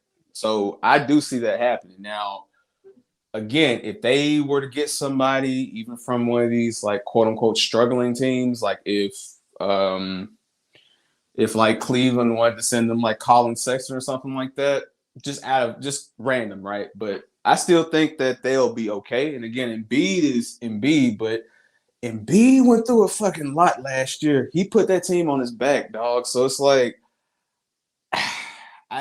it's same thing with me with KD. It's like, yeah, you can keep that consistency up, but it takes a toll on you. And I felt like Embiid really took a toll in those playoffs last year. So I'm really curious to see what happens this year. They are on my eye to watch, but that's the other reason. That's like I kind of forgot about that till you mentioned it. That's how crazy the Ben Simmons shit is. I forgot all about this. Embiid played on a partially torn meniscus in the playoffs and still was hooping. And we knew he had a partially torn meniscus. He still went out there and hooped. And for Ben Simmons to pass up that dunk with Trae Young being the rotating man, I can't no more. Not with Ben. I would put Tyrese Maxey to me. I would just ride with him. Fuck it. Right. I know he can win games. He won them some games with he won them some COVID games. I know that. And I put Maxey in the same conversation of Terrence Mann, right? Because Terrence Mann did the same shit, right? That's a great comparison. So I feel like this is the year where it's like, all right, Kawhi is gone. What you gonna do? Ben Simmons gone. What you gonna do? So it's gonna be an interesting prove it type of deal for me. But I mean, I'm just curious. Like I said, like I personally wouldn't doubt Philly somehow getting in there. I'm not gonna act like they're just number 11. Now I'm not gonna do that. But at the same time, I feel like we're gonna see what toll this takes on them. And again, the most interesting thing is who are they going to get to replace Ben? Because now you mentioned him earlier. Okay, Ben gone. Tobias shine. You know what I'm saying? Like, stop taking the back seat, shine. So it's gonna be interesting, but I just not against Miami. Maybe I'm wrong. Maybe Miami loses 4-2 to them. I could be wrong. I mean, shit. We saw Milwaukee tear their ass up. So it's quite possible. I think So it's product of the bubble, man. That they came back from the bubble, thought this was and that's the crazy thing about that. We also kind of forget in the midst of the playoff, or before the playoffs when everybody was jockeying for position, Miami kind of tanked to draw Milwaukee. Miami was not supposed to draw them. They thinking, oh yeah, we got the mental edge, and they got their ass destroyed. Like it got fucked up. Never close. They got fucked up. Yeah. I don't think. No, I mean, now obviously Milwaukee's a different team, but I still feel like, I don't know. I don't trust the Heat. I just don't see it. Okay. I don't see it. But I feel you on like the way they play and being out there. I love Duncan Robinson. Underrated. I would have loved to pick him up in the offseason. Yeah. So I mean, we can shake hands and agree to disagree on that, respectfully. But absolutely. Yeah. I just. Man, I feel so bad for Embiid because it's like that man literally has given his heart and soul to this whole thing, because going from draft night to being like, fuck, I'm playing in Philly to, what he's done. Like, yeah, he really could have been MVP last year the way he fucking played. So, I mean, listen, we're going to see. But in the rest of the East, though, I do think that I think Charlotte's interesting because they were so close last year but didn't get in. Indiana's very interesting with Carlisle. All right, so I guess while we're still here on the East, where do y'all have – I don't know if Bank's going to hop in for this one. I was going to say, where do y'all have the Bulls? Are y'all buying into the hype, or do y'all feel like it's still like going to be 4 or 5 for the Bulls? I think the Bulls are. I think the Bulls are probably I wouldn't say any lower than 5. Yo, can y'all hear me? We can hear you now. Oh, my shit was tripping. Nah, I was gonna say real quick before the Bulls question, and once I want to hear your answer to that, my first. But I was gonna say I think Charlotte really slick because LaMelo got hurt, but LaMelo's back and they kind of got better. So it's gonna be fun to see where Charlotte ends up. Yeah, Charlotte's going to be fun. And LaMelo coming off of that rookie season, I think that's going to be a fun watch. I'll be looking forward to watching them this year. Oh, yeah. You ain't far. Yep. So, but what'd you say, Wes, about the Bulls? You said, where do you think they're going to finish? He said my fault. no. I was no lower than 5. I was trying to answer this text, but yeah, no lower than 5. I can't think of four teams better than that. I mean, if it's, let me see, Brooklyn, Atlanta, Milwaukee, Philly, I can't see nobody else being better than the Bulls. The Pacers don't have the defense. I don't think there's just too much talent, and it's not just the talent; it's that they actually look good playing together. So, right, yeah, I don't know. Vooch and Zach were already developing something last year. And then Lonzo has been he just works with everybody. He just looks great. And then DeRozan can fit anywhere. They do have some bench players too. The Bulls are and then when you add the fact that you still got Kobe and Caruso coming off the bench too, like they listen. I can't see them going lower than 4th or 5th, like you said, and I just feel like, I realized I cut you off, bro. My fucking bad. But yeah, I just want to say real quick, my main thing with them is just going to be Lonzo and LaVine's chemistry. So far, so good. If they can keep that shit up, it's going to be a motherfucker because that's a tough team. Like they're that Eastern team that has like that complete unit, kind of like the Raptors of the past, the Pacers when they had, the George Hill, Hubbard, that Hibbert team, like, going back that far. So I'm definitely not sleeping on Chicago at all. So that might be something to watch for sure. So I think the Bulls join that. I think the Bulls are going to join that middle of the pack fight where like it was like from 4 to 7. It was last year. You know what? Actually, I'll say this. how last year it was like Miami, Atlanta, and New York were fighting for 4 to 6, and you Mm-hmm. had the Celtics on the outside. I think the Bulls leapfrog the Celtics, and those 4 teams are gonna fight for 4. Unless we obviously don't know what's gonna happen with Philly. Philly's a very big question mark, but I think I take the Celtics out and I put the Bulls in the Celtics' place of fighting for like that 4 to 7 middle of the East is gonna be interesting to watch. And I think the Bulls are going to have a very good case to fight for it too. Wes, I never confirmed this. So are you a Bulls fan? Yes. Okay. Nah, he's a Bulls fan. No, it's one of the hardest things to do in the world. Next to be black in America is root for Chicago sports teams. It's just really tough because the mentality here, especially of the Bulls and the White Sox, is that of their owner, and ownership does what they want. They'll take all conventional wisdom. They'll hire all the best people and tell them, okay, tell me what to do. And then kind of like in a Trump way, they'll be like, yeah, okay, but we're still going to do what I want to do.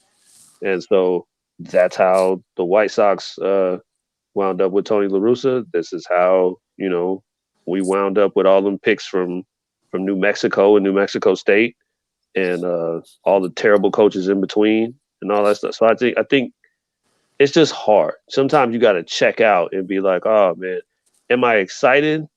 And I'm cautiously optimistic. We'll put it that way. Yeah, listen.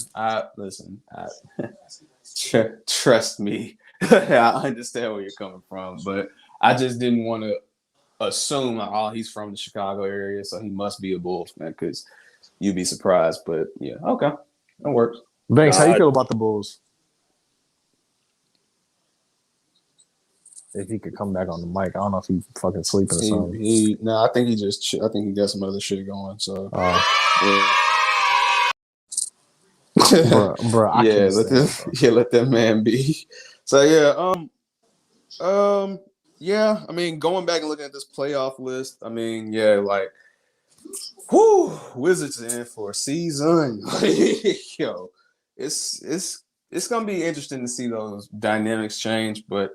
I mean, I think with the East, it's kind of you kind of know who's going to be there kind of thing. It may be a team that pops up and surprises people, but for the most part, you know who's going to be there. I just feel like the Nets order is fucked up because of who we talked about and Philly as well. But again, we'll see.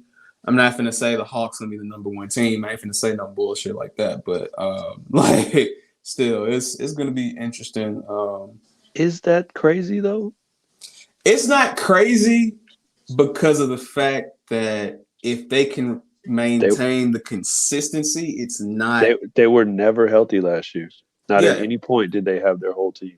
So which is true. Yeah. It's not crazy to say, but my pride will not allow me to give Atlanta sports credit. I'm not even gonna hold you. It's not. You don't know this, but Nelson probably remembers. I actually did a whole rant about Georgia sports and how they should kiss the ground that other South teams walk on because they just feel like they are the shit and they are not. So, my pride will not allow me to do it. I respect Trae Young. I hate the hype that they make around him, but I have to deal with it because I love Luka. I'm a Mavs fan, but again, they put hype around him too. So it's like, it's one of those things, dog. I just can't. My pride and it. There's nothing like knowing a team should have lost and just watching them slide by. And the way I just don't know how they got past the Knicks, but somehow I don't know what somebody did in New York to piss the basketball gods off, but they just got past them.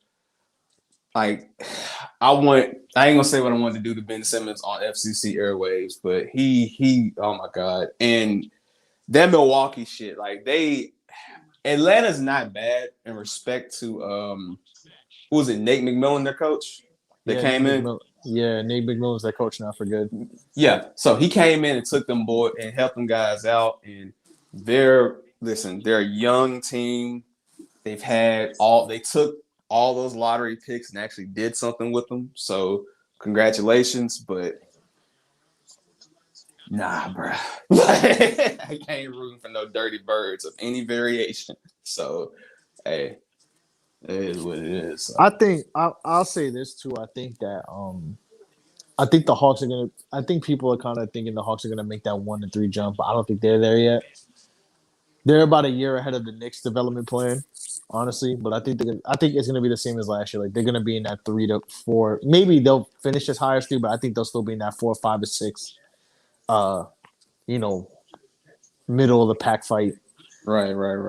But I will say, are the 3 teams that are better than Atlanta?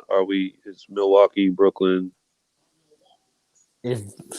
if Ben stays, it could Are we Philly. staying? Yeah, because Philly was the one. So yeah, that's the thing. There's a so now you see what I'm saying? It's hard to count. It's hard to count Philly out, and then it's hard to also like because somebody really was sit there beat. and think about it. Like Philly really was a 1 seed with unbeat on one knee and almost fucked around. Like it's tough. Hey, man. All I'm going to say is this in the word of a famous New Yorker: yesterday's price is not today's price. I That's mean, accurate. If we're going by that nature, then yeah, you could put Atlanta at 3, and then I don't know who you slot in at 2, because like I said, with Milwaukee, I think they're still the favorite. But when it comes to number 2, man, I do not trust this shit with Brooklyn. And now granted, if somebody kidnaps Kyrie and hops out the van and the CIA puts a shot in his arm, yeah, great. Yeah, if that happens. Them pulling up on Kyrie like fucking beans of state property, talking about get down or lay down is crazy. Yeah, it'd be the greatest shit ever. What arm you getting? What arm you want the shot with? Nah, it's gonna be Bernard Hopkins coming out there, motherfuckers. Which one of you greasy little motherfuckers? Playing Rob Van Dam pick a hand with Kyrie Irving is crazy. Pick an arm, pick a shoulder, bitch. Yeah, that's funny. But go ahead, I was gonna say too. The thing also to worry about with some of these teams is they're very deep. Like the Knicks, I know it probably is all your implicit bias, I guess. So what? The Knicks have a deep team. The Hawks have a deep team if they're healthy. Like some of these teams are pretty deep. Bulls have an underrated deep team. So this is what I'm saying. Like the Bulls have a solid, 8-9 man rotation. Yeah. So I'm not, and even Charlotte, they're not no slouches. So I'm not taking. Listen, in my opinion, I feel like Milwaukee, Chicago, Atlanta, and you think of one more team. I'll even say, Miami, just like I said, agree, disagree, but it's going to be a very interesting playoffs by the time of the year ends, because the East to me has more unpredictability right now than anything with the top 2 teams from last year going through their troubles right now. So I don't sleep. And again, I think that the Knicks, while they don't want to overachieve, Nelson, I do still think that somebody like Randall could really use that to motivate him to take that team to the next level. So I agree with you. Like, I'm always a lower expectations guy. I'm never the guy like, oh, we're going to win everything. Like, no. That's how you fail. But I wouldn't be surprised if I saw the Knicks in the finals. Like, I'm not even being funny. I'm being dead the fuck serious. Like, it can happen. So we will see. Because I think, like, even with the y'all's depth, a team like Milwaukee, like, yeah, Middleton and Giannis, but I mean, Kemba Walker, dog, Derrick Rose. So I mean, it's gonna be fun. It's gonna be fun. I ain't gonna lie. I mean, the thing I like too is like the only team that the Knicks really had really bad issues with as the season progressed was Miami. Mm-hmm. But like I think they can combat that now. Like I said, with their depth, I think Philly, like they gave really good games against Philly. Brooklyn early on they played like dog shit, but like as the season progressed, they gave Brooklyn fights. Even Milwaukee, like there was that one game where I think it was like the same thing with Philly. Like I don't think Giannis played or some shit.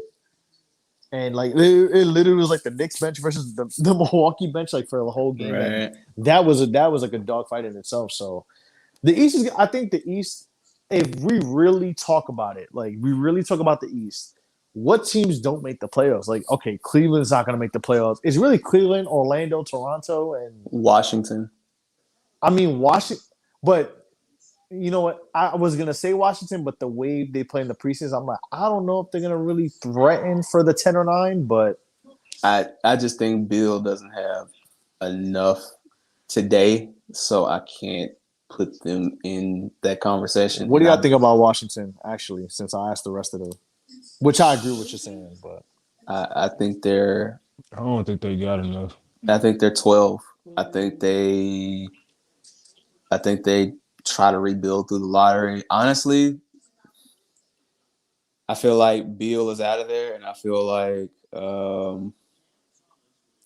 they're gonna start their hard rebuild process. And I think that it's time because they did everything they could to try to make that work. Like they had to deal with Wall, the injuries. They did everything they could to really try to make that work, but some teams just have that stretch in their organization where it's just like you try, but shit just doesn't click. I think Orlando's doing the same shit right now. So it's like I think Washington slides down and you'll see Washington in the top of the lottery next year.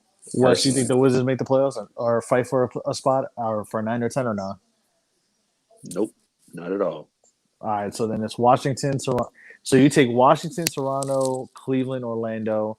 So then after that, it's basically, I mean, shit, every team we said except for, I'm trying to think. Detroit also is at the bottom. They ain't going nowhere. Detroit. They're going to be okay. fun, but they're not going to, no. There you go. So then, all right, so then basically, yeah, that would be the 10. It would be, like in no order, it'd be Milwaukee, Brooklyn, New York. Milwaukee, Brooklyn, New York. If we look at division-wise, every team in the Atlantic except for Toronto. So that's what is that? Brooklyn, New York, Philly, and Boston. The Central, you got Milwaukee and Chicago, Indiana, and then you got Charlotte, Atlanta, Miami. Yep. Charlotte, Atlanta, Miami. Yeah, that's the 10. Yeah, the East is gonna be fun, man. And there's as much as you want to go with Milwaukee as a clear-cut favorite. I mean, you can play that favorite game all day. I'm not a betting man in the East because that shit right there, that shit, you think you know who's gonna win, shit. So we'll see. But yeah, the East is gonna be a lot more interesting than, you know, like we said, like what, like, you know, how West and I ended up becoming real cool was like we told like people like the East is whack. We're like, no, it's not. The East is a very good conference. Like, I think the East is gonna be a dogfight. Yeah, I think that like we just saw what we about to see too. Milwaukee beat Brooklyn by 23 tonight. Yeah, on banner night, which is historically known as a letdown night. So here's my theory too. Before we move to the West, I said this to my guy last night. I'll say it on here. I said that, you know, when KD was in OKC, it was a point where, you know, of course they were terrible, but, you know, over the years they built that organization. They had their role players, and he got them even before the finals. They got deep in the playoffs. Like they were competing for a while, and then of course you go to Golden State and you really just lost Harrison Barnes. But who cries over Harrison Barnes and you got the best shooter in the world than KD on your team? So with Brooklyn and how they're currently constructed, keep in mind Kyrie's contract is still hitting them. And my friend was like, oh, I'm like, no, nigga, he is like an injured player. Like, no, they can't just say, oh, Kyrie doesn't exist anymore. Let's go sign another $35 million player. Like, no, he's just there. So with that team currently constructed, I mean, how far do we really see Brooklyn going? And honestly, do we even see James staying? Because me and Nelson, we talked about this before. You were like, you know, it's like another 2 years for that Brooklyn ceiling. I feel like that bitch might crash down this year. Like, well, he took his extension. I'm pretty sure he took it. I thought who took the extension? Katie and James took their extensions. Kyrie didn't get his though. They were going to have to make one for Kyrie, and they just like, oh, you act crazy. But James, I'm pretty sure James took his extension. Deadline passes on James Harden extension. No, he will wait till he can now enter free agency next summer. Oh, so he didn't. He No, didn't he take didn't. his No, extension. yeah. Harden didn't take the extension. The Oh, next wow. window, Man. the Yeah, next well, window so- is literally 2 to 3 years. I think that bitch is over, dog. It's I this mean- year. Kyrie's killing it. Kyrie just put the nail in Yeah. the coffin. The Undertaker has come. Paul Bearer is laughing hysterically in the back. But you know what though? This is really. I would never. I'm never going to profess to try to ever be in Kyrie's head. But I know it was a difference. That first 10 games that Brooklyn ran last year, they look otherworldly. They look like there was no way anybody was beating that team at all. And then Spencer Dinwiddie tore his ACL. And that shit killed. And then they were like, "Oh, we got to do something." And then they panicked and went out and got Harden. And ever since then, Kyrie been on some diva shit. I really feel like there's a thing there. There's a Somebody with some sense is talking. but potentially he could have been like, "This me and KD shit is the world, and we gonna cook." And then Harden came in, and now he's like, "Oh yeah, never mind, fuck it." It wasn't even the fact that they got Harden; it was the fact that they gave up the talent that they gave up, and because it was so deep, and they jeopardized their whole future on somebody. And it's one thing if you get somebody and they immediately are like, "Look, we're here. I'm signing this extension. We finna run this shit." Because at least you have a sense of commitment. Like I said, this is James Harden we talking about. James could easily leave those motherfuckers and go wherever the fuck he wants to go. If he wants to be South Beach James, he can do that. If he wants to go to the Clippers or some shit, he could do that. Like, he is free to do whatever. My favorite tweet from today was they put up a caption. It was Future saying, "That's my twin." It was James Harden saying, "That's my twin," watching Ben Simmons calls the trouble in Philly, you know. So there's no telling where James ends up, dog. Like, I mean, KD's locked in, but hey, man. And with all the players that left, with the players that they have being, they've got some key young pieces, but they've also got some old vets there. So it's like, man, well, I'm not going to say old, but they got some vets there. So it's like, man, the East ain't no bitch. So I'm not just going to, I don't know, bro. It's going to be interesting to watch. I mean, yes, it's KD, arguably the best player in the world, and it's James Harden, who, as much shit as I talk, he's still James Harden. But shit could be over this year, dog. I see where you're coming from respectfully, Nelson, but man, we about to see.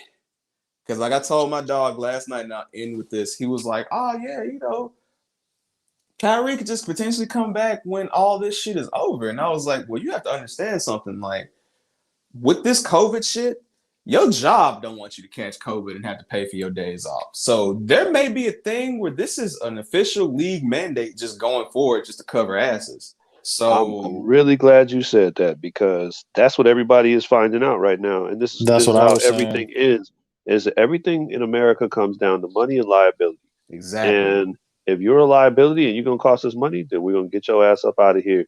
That's a corporate thing. That has nothing to do with a law or anything. So if you're protesting the law or the government or nothing, you can do that all you want to. But when your company makes this and says, "Hey, no, this is not one of the rules here, or this is a rule we're gonna put forth," you asked out, because they could just let you go. And the Brooklyn Nets could just let that nigga go, just the same way that people are finding out at their jobs. It's a lot of people that vaccine conspiracy shit hurt. It hurt a lot of people. And I understand, like, black people are citing, government shit from the past and all this, and I completely get it. However, well, even though they didn't research it well enough, but I can still say, okay, cool, I understand where you're coming from.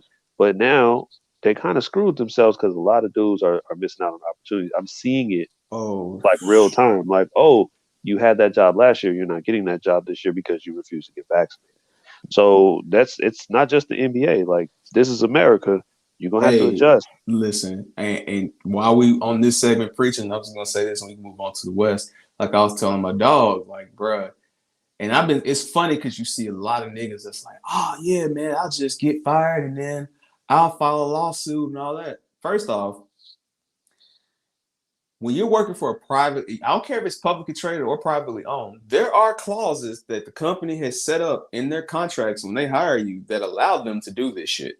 While they don't discriminate against race, sex, religion, and all that good stuff right there, if you are considered causing endangerment to other employees around you, they can just let your ass go. So with the Kyrie thing, it's like, dog, like, and like I told him, Lord willing, I hope this thing is over because again, COVID done more damage than World War done. But bruh, there's no telling and no guarantee when this shit will actually consider to be over and considered, really to end. So with that being said, there's nothing stopping the NBA from saying, hey, you need to have these sports immunizations, including a COVID vaccine. There's nothing stopping them from doing that. And we don't know when that shit's going to be over. So if y'all want to sit there and say, oh, Kyrie will come back next year, you don't know that. And another thing, too, is Brooklyn, I'm going to say, has been very nice and lenient with him. The mother organizations ain't taking that shit. Like, the mother organizations ain't going to deal with no prima donna no matter how good you are. Like, if someone goes for that, it's because they're desperate. But again, there's no telling when this shit will end. So, I mean, to anybody that's listening, bro, like, listen, you got to think about your future, dog. So, y'all want to be with brother Kyrie out there in the streets? Hey, y'all do y'all thing, but don't be mad when these corporations use their clauses to get the fuck out of paying your ass. So, it is what it is. Yeah, that's really it. Like he got millions to fall back on. You don't. You better figure out. Exactly. You better figure out. File a class action lawsuit. Okay, go right ahead, nigga. Yeah, all right. Yeah, all right. Yeah, especially there's no precedent for that at all. It doesn't hold water. But people just say stuff. It's like when Dwight Howard was like, "Ain't that a HIPAA violation?" Like, okay, clearly you just learned that term because clearly you do not know what a HIPAA violation is. Listen, as somebody who works in health insurance, hearing motherfuckers talk about HIPAA has been the greatest shit ever. It's like you have no idea what the fuck this means. Like none. So yeah, man, this shit's crazy. But as I always say, peace and prosperity to everybody. But that was a good review of the East. We were on there for a little minute. All right, time for the West. Time for the West. Time for me and my brother to argue on here. All right, we get the list pulled up of the West teams. Yeah, we'll talk about it a little bit. Let's get it out the way. The Kings ain't making the playoffs. Goodbye to them. Who else? Let's Minnesota. I need Cat to give me 30 and 10 every game while they lose. All right, I'm okay with that. This is the most interesting division right here because it is very possible that only Denver makes it to the playoffs from this division. It's very possible. I mean, no, the Jazz know how to win in the regular season. Oh, okay, my bad. I didn't see. My bad. I'm disrespectful. That's disrespectful. I'm about to say the Jazz do know how to win. Yeah, my bad. The Jazz know. Yeah, the Jazz know. The Jazz fuck around and get in the playoffs, bro. My bad. That was disrespectful to me. They were the 1 seed last year. Like I said, nobody even remembers that shit. But they were technically they were the 1 seed. Yeah, I wasn't paying attention. That's my bad. I don't know why I thought that was another team. But so Utah and Denver for sure. These other 3 teams. Portland, man. Whew, oh boy. I don't know Portland. I think one of them niggas is leaving. I just feel it like one of them is gonna go. I don't know if it happens this season. I feel like CJ gonna leave before. They should break that up. They should have broke that up. Yes, they should. You know when they should have broke that team up? No.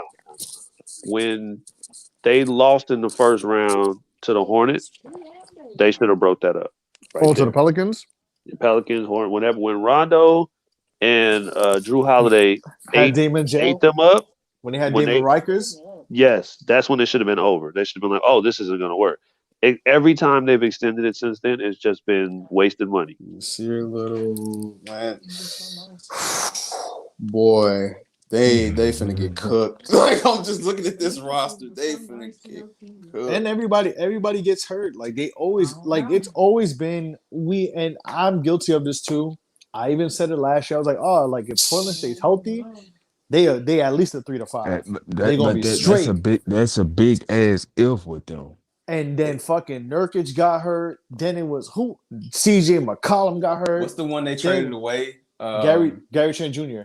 No. No, you talking about the white boy. Yeah, I know exactly. Zach Collins. Zach Collins stayed hurt. Zach Collins was so raw, but he stayed hurt. Damn, they can't keep one of them big white boys healthy to save their life, bro. Like, he got hurt. Who else got hurt? There was a fucking bro. Everybody got hurt. I don't understand why they traded Trent for Norman Powell. I still don't get that. Like that, my Duke bias aside, I just don't get it. Like it didn't make them any like so much better, in my opinion. You know, like it didn't make sense, and especially considering the fact that he played so well with them. I just noticed the difference when he left, and I was like, damn. Like, so I mean, Portland might be 11, dog. Like, people have been saying Portland gonna be like I've seen people say Portland gonna be a 3 or 4. So I'm like, I don't know about that. Who are these niggas? So let me make sure I get away from these niggas. Like, who are these niggas? Listen, man, Portland is not. I just, and I feel bad because I really fuck with Dame. We all do. We all do. Like, if you don't fuck with Dame, you're just, I don't understand it. I am so happy that the New York Knicks did not trade for him, even though I would have loved it. But still, I'm glad they didn't do it. But I feel bad for Dame. I don't think they're gonna. I don't know, bro. I don't know. I don't think they finished better than 6. I don't know if they make it to the 10. That's what I'm trying to. Man, I feel like they gonna squeeze. They gonna squeeze in. I feel like Dame will fuck around. Yeah, Dame. I feel like Dame will them. Okay. All right. That's kind of okay. I don't know. Wes, you think they make the playoffs or no? So I gotta. Portland is not. If they make the playoffs, it's on some playing shit. I'm not saying that Dame can't win them some playing games. I'm just saying that they're not a top 6 team. So I got another question too, because I really don't like this playing shit for multitude of reasons. But cost me $100 last year. Who did you bet on? I bet the Warriors would make the playoffs.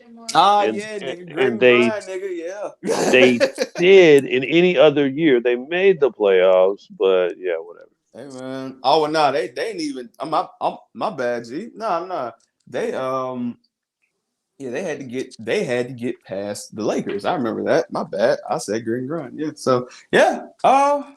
Because they lost that. They lost to They lost to the Grizzlies, but I mean, again, because Ja Morant went off. I don't even know if that was like I took a leap thing or. All right, Westbrook done jacked up. This is exactly what I'm expecting from the Lakers. This nigga Westbrook out here jacking it up, and it's not going down. But yeah, I don't see Portland. I don't see Portland being there. I just don't. I don't see. I'm trying to think of who else. Yeah. Let's scroll up the list because I was gonna say we can go to the Pacific Division before we get to me and Trey's division right there. Yeah, Warriors, Clippers, Lakers, Suns, Sacramento. Might be time to sell the team, dog.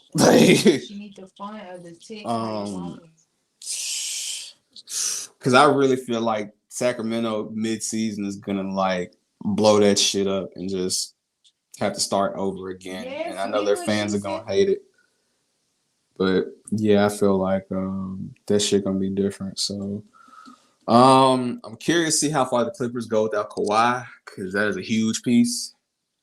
And while Paul George is no slouch, man still has to step up and fill in that role. Clay, we kind of talked about this at the beginning. Clay, I hope Clay can be the old Clay again, but it's really gonna be tough.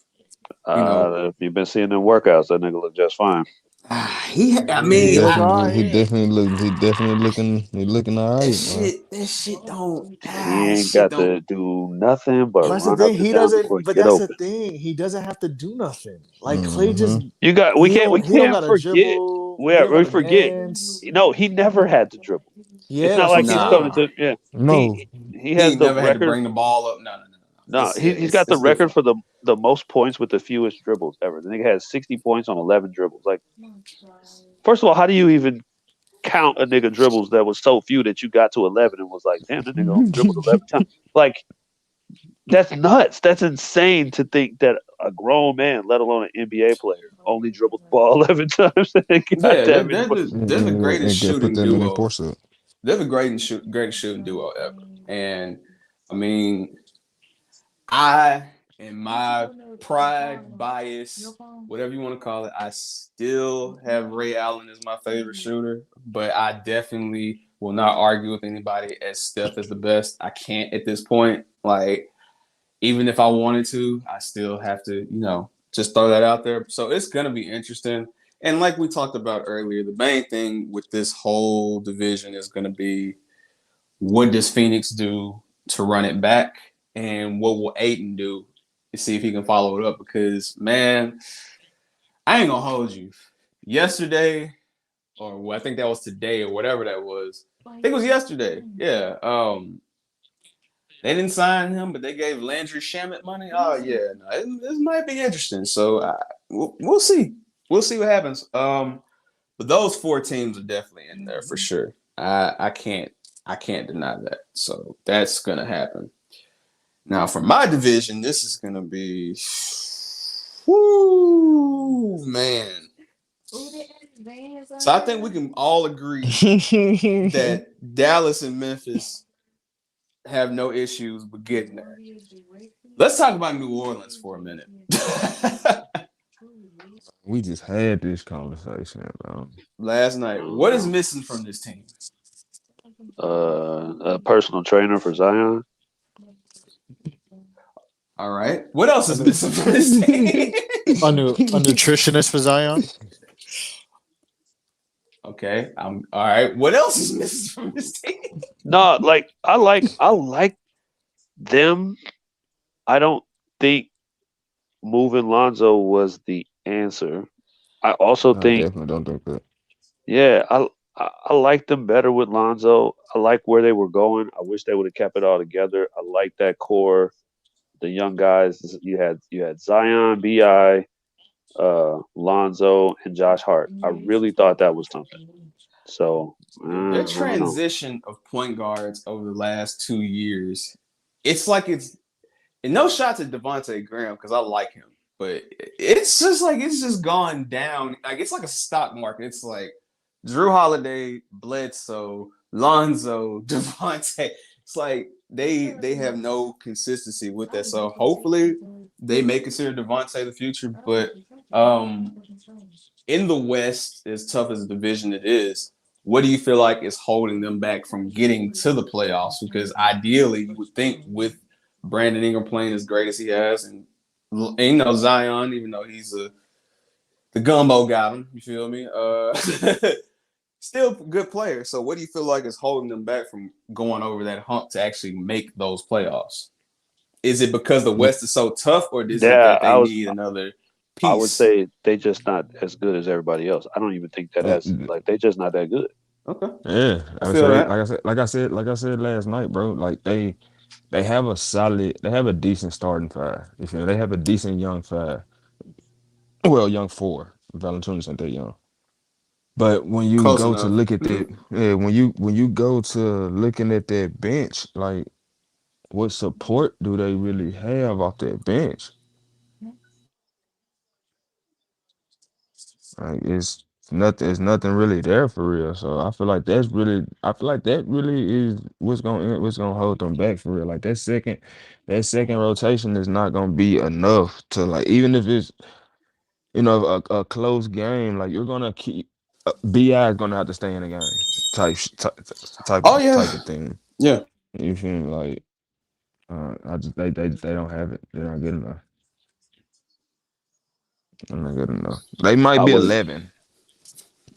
I give him I would 11. I would say the Spurs are more contending than the Pelicans would be. I after all they lost, I'm not, but I'm not mad at It's that though because Pop. they have I'm about to say that coaching. When you look that at that young coaching, core, bro, yeah, but because the Spurs were like number 10 last year, right? And then Yes. yeah.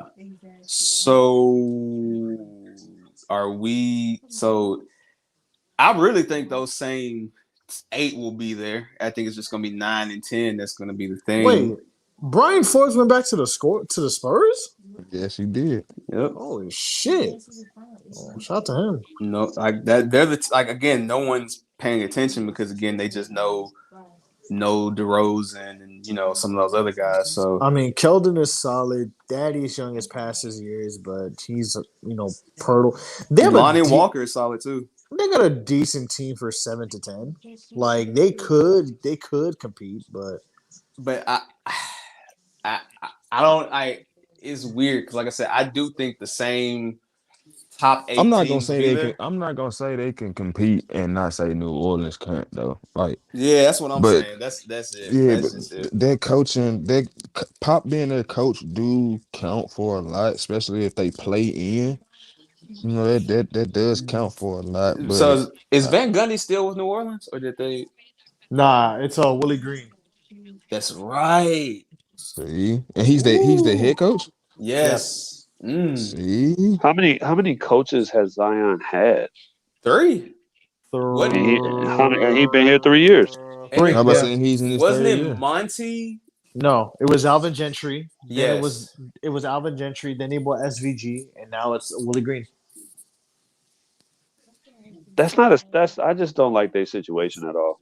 No, You got to remember their whole thing is contrived from them even owning the team. It was contrived. Like they had to. I mean, of course the NBA lottery isn't rigged, but they did not own the shit. team I'm at the sorry. time. I'm just Tinfoil hat. right. Oh no, Shit. I'm believe me. I make the tinfoil hats on this one. No, they had the team or the league had absorbed the team at that time, and then all of a sudden they got the number 1 pick, and then they found a buyer. It was crazy, and that number 1 pick went on to be Anthony Davis. But everything about that is contrived. I just don't like what's going on. I just don't like it. I don't think they have a direction. I don't think they got anything going. And I think Lonzo saw it, got out. AD saw it, got out. I don't know. Just I don't like it. I don't like it. I don't count on them to do that. Yeah, do you know what it is? They act like they're 1 year away or 1 player away when they're really not. See, That's okay, what I think. That's the best analysis of that for me. Like it's not one player. It's like Trey was saying. It's a team. Years. Like because It's years. you have to build those picks, and then, but see, even with the Drew trade, because Milwaukee did kind of pull. They did what Brooklyn did before Brooklyn did it to get Drew Holiday. You still have to have the coach of a Pop's caliber or just a good scouting team, because your best players aren't always going to be your top lottery picks. It's going to be those number 33, number 45, those second rounders and things like that. Even with the lower lottery, like, even the lower draft picks like 27, 26. So that being said, it still takes talent. And isn't David Griffin their GM who used to be with the Cavaliers? Yes. Oh yeah, this explains a lot, dog. Yeah, exactly. Like it's a mess. Like, and Zion and BI are 2 great pieces to have, but like that still doesn't mean you're 1 player away from being a playoff contender. Like, you know what I'm saying? Like he's not LeBron in the Cavs. Like it's not LeBron in the Cavs, but you can just make a shit out of thin air, and like that shit gonna make your team work. Like it's not the same situation, my brother. Like they just not a good team. I will say this though to wrap before we get into Dallas. Houston is going to be the fun. Houston's going to be the fun team that the year that loses 60 games. It's going to be Houston. Bro, because when you look at their young, they really got a squad. Like Houston's But gonna it's be like Houston's it's gonna be the no team that hope. you're gonna yeah, bro. Like Houston's gonna be the most fun So 20. Houston's gonna be the fun loser team of the year. that's the Like thing. there's a team like that every other year, and Houston's gonna be it, bro. So with that being said, like I'm not saying Houston's gonna be in the playoffs at all. I'm not gonna do no stupid shit like that. But I'll just say they might be, like you said, that number 11 or 12 team that we were like, oh, they're gonna be number 14. No, Oh they no, might. they may be 12 or 13. I think Houston could fuck around and cause some teams to miss the playoffs or Yeah, they'll play definitely play spoiler. spoiler. They're gonna Yeah, play spoiler, like, but yeah. Houston's gonna. I think that's the worst team in the conference. I think so Over too. Minnesota? Yeah, I think Yeah. Minnesota gonna win. Yes, they worse than Yeah. Minnesota. They're Yeah, worse than Minnesota gonna win. Minnesota, yeah. Minnesota gonna Yeah, accidentally worse than win some Minnesota. games. The Rockets are not gonna win any. Like I'll tell you, bro. Houston gonna this, be a very fun 2062 team. yeah, this is Kevin Porter training But I time. don't know though, cause that Christian Wood, like I like Christian Wood. I like Christian Wood. Me too. We gonna see what Jalen Green bring. John Wall, don't he supposed to be on his way out? Yeah, I said they're John finding a Wall way for him to get out. Yeah, he ain't even gonna hoop. Shagun. Shagun's gonna be nice. I mean, Kevin Porter. I mean, yeah, this is the time to trade him if they Yeah. not gonna do nothing. Kenyon Martin Jr. Like it's gonna. I I'll wish tell you. I'm watching the game on mute right now, and I wish y'all could see how AD just tripped over Steph and fell. Oh, I saw it. I'm pirating it, bro. He's Oh yeah, Josh. I forgot Josh Christopher's on this team. So they drafted him. Yeah, they do got Josh Yeah, Christopher. They and do. fucking Oh yeah, this is gonna be the swaggiest losing team of all time. yep, Aaron, yeah, Augustine and fucking Eric Gordon. This is the most getting beat. This is the most lovable losers team. All they gotta do is last add 5 years, PJ bro. Tucker, and they'll be the swaggest team ever. Like, yeah. Bro, they got 3 of the 5 first team kicks on court because I know Yeah. Kevin Porter Jr. rock Pumas, but he go crazy with those. Yeah. Hey man, this team, this is gonna be this team gonna be fun, but they're gonna lose fucking 60 games. But I'm okay. But hey, it is what it is. Right, I feel that. All right, you was finna make a Mavericks joke, Nelson? The Dallas Mavericks. Okay. Let y'all have y'all time.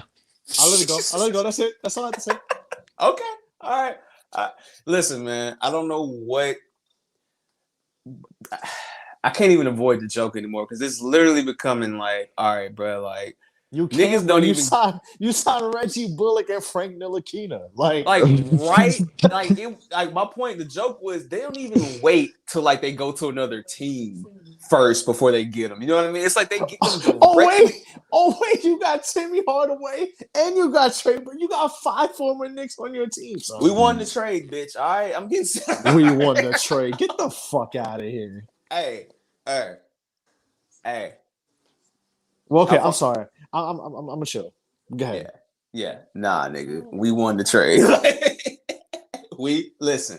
For the moment You in did time not, that the you did trade not happened, win that trade, but you didn't win that trade. I don't like doing Okay, that. I let it wait for 3 years. Okay. But I like this Mavericks team is interesting, but you're the Mavericks fan, so I will let you lead. Shout out to Moses Brown. He a sleeper pick. he is. I was happy they got him. Like I've said before, when it comes to on-court play, I'm liking. Now, granted, preseason don't mean shit for me. I said that before, so I can't be a hypocrite. So I will say it has been nice to see Porzingis actively involved. And I do feel like these first 15, 20 games is going to let me know whether or not it was him, Carlisle, or a combination, because it definitely felt like Carlisle could not get the right rotation last year. And also, too, I mean, I'm gonna be fair. You know, I can't just sit here and just be ultra biased. Like my thing with Luka is this. Is he my favorite? Of course, you know that's my guy, riding for my team all day. And I like the fact that he doesn't like the MVP talk. Like he wants to just win, and I respect that. But at the same time, there have been plenty of times last year where I've seen Luka throw fits on court, and it's like, bro, keep fucking playing. Because you throwing fits right now, the team's getting back on defense. They just hit an open three. All because you over there arguing with the ref. Like, I get it, but it comes to a point where you got to mature. And my thing with this team is with Porzingis and just some of the other pieces, like, you know, we struck out on a lot of players, ironically, because they all went to, like, the Knicks and Bulls and shit like that. Like, which is hilarious. Oh, wait. I'm not even... Jalen Brunson's pops was a Knick too, so that counts. All right, this has been a great episode. Shout out to Rick. Jason Kidd was also a Knick too. You want to keep it going? Yeah. Rolando Blackman. Let's go back to the 80s. Come on. No, we're gonna say Rolando Blackman. That's another transfer. Yep. Yo, I just forgot that Trey Burke's real name is Alfonso Clark, and that's pretty funny. Wait. Oh, what? Trey Burke. Go to Trey Burke. Okay, it's one thing. It's one thing. It's one thing to have a nickname first name, but a nickname last name. His name is Alfonso Clark Burke. Yeah, Alfonso okay. Clark Burke. All right. I thought it was. I thought his. I mean, would you rather be Clark. called Trey or AC? Trey or AC Burke. I mean, oh no, the other Trey, the other Trey, it tripped me out. I was like, damn, who named that kid Trey? And then I was like, wait a minute, Rayford. Aha. And it made sense. Rayford Young. Yeah. Rayford. Yeah, and shout out to my guy here, Trey. You feel me? But so some people do name their kids Trey, bro. But honestly, with guys like Trey Burke and guys that are there, like, I feel like if they're not doing what they're supposed to do, or they're not fitting the new regime, basically, pick up those talents that are like hanging out there, because at the end of the day, we've kept this team together since the Porzingis trade. So it's like, all right, you've given them more than enough time to mesh well together. Like, you're gonna see me going off about Maxi Kleber and Tim Hardaway, because that's just the nature of the beast. But at the same time, if you can get a better trade out there to make it happen, but you know, I'm curious to see, because I mean, as Milwaukee showed during the playoffs, team ball wins, not, you know, necessarily superstars and, you know, having all that quote unquote talent. It's all about how a team plays. And we can even talk about that with the Grizzlies as well. Like, the same shit. Like, you know, they're building the young core, and I like it. Granted, Jaren Jackson getting that amount of money was funny, but at the same time, like, it's put up or shut up time for Jaren Jackson. So, I mean, our division is going to be interesting. You'll definitely hear me and Trey going back and forth about it, because I think we're going to finish probably in the same record. Like, if we're number 6, I think the Grizzlies will be like number 7, you know, something like that. So, but I definitely see Memphis getting back there next year. I just think that Portland probably falls out and Golden State gets in there. But again, the order, it's no order, but you know, that's probably going to be the 8th there. So San Antonio. Go ahead. I was going to ask you. No, go ahead. My fault, because you're wrapping up the division. But I had another question. I don't think San Antonio, Houston, Sacramento, like those teams, and then I'd add Portland into that mix potentially, just because of the changes. It's just like you said earlier, like, them boys can't stay healthy, and now I think Powell was a downgrade personally, so I definitely see a team like Memphis sneaking in there and just, you know, sticking in there. So if I had to rank Dallas, probably 6. I always say 6 because I can see how another team can get up there. So, but you know, like I said, even with last year, for all intents and purposes, even though we tricked it off, I will admit, we did give the Clippers a good run for their money. So it's not like we have a trash ass team. It's just that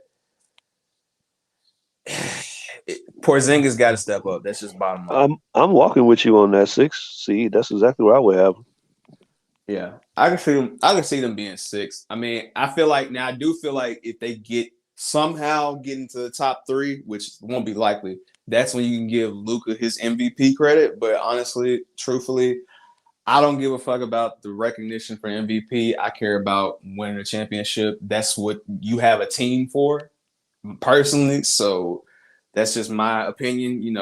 Nelson can't say he's ever saw his Knicks win a championship in his lifetime, but hey, that's just how that works. So Ooh. it is what it is. I had to throw a little slug out there. That So don't be my bother me. guy. I mean, listen, bro. I acknowledge my team went through terrible management. Listen, I'm just glad that James Dolan decide, like, as you know how like God, like really God gives and God takes away, or the universe, Allah, whoever you believe in, because like the Rangers were good for the last 10 years, like in hockey, and then like James Dolan decided to fuck up the Rangers, and now he like left the Knicks alone, and look what happened. Now we get White Leon controlling the show. Well, the second White Leon. First one is Vader. Let's not forget.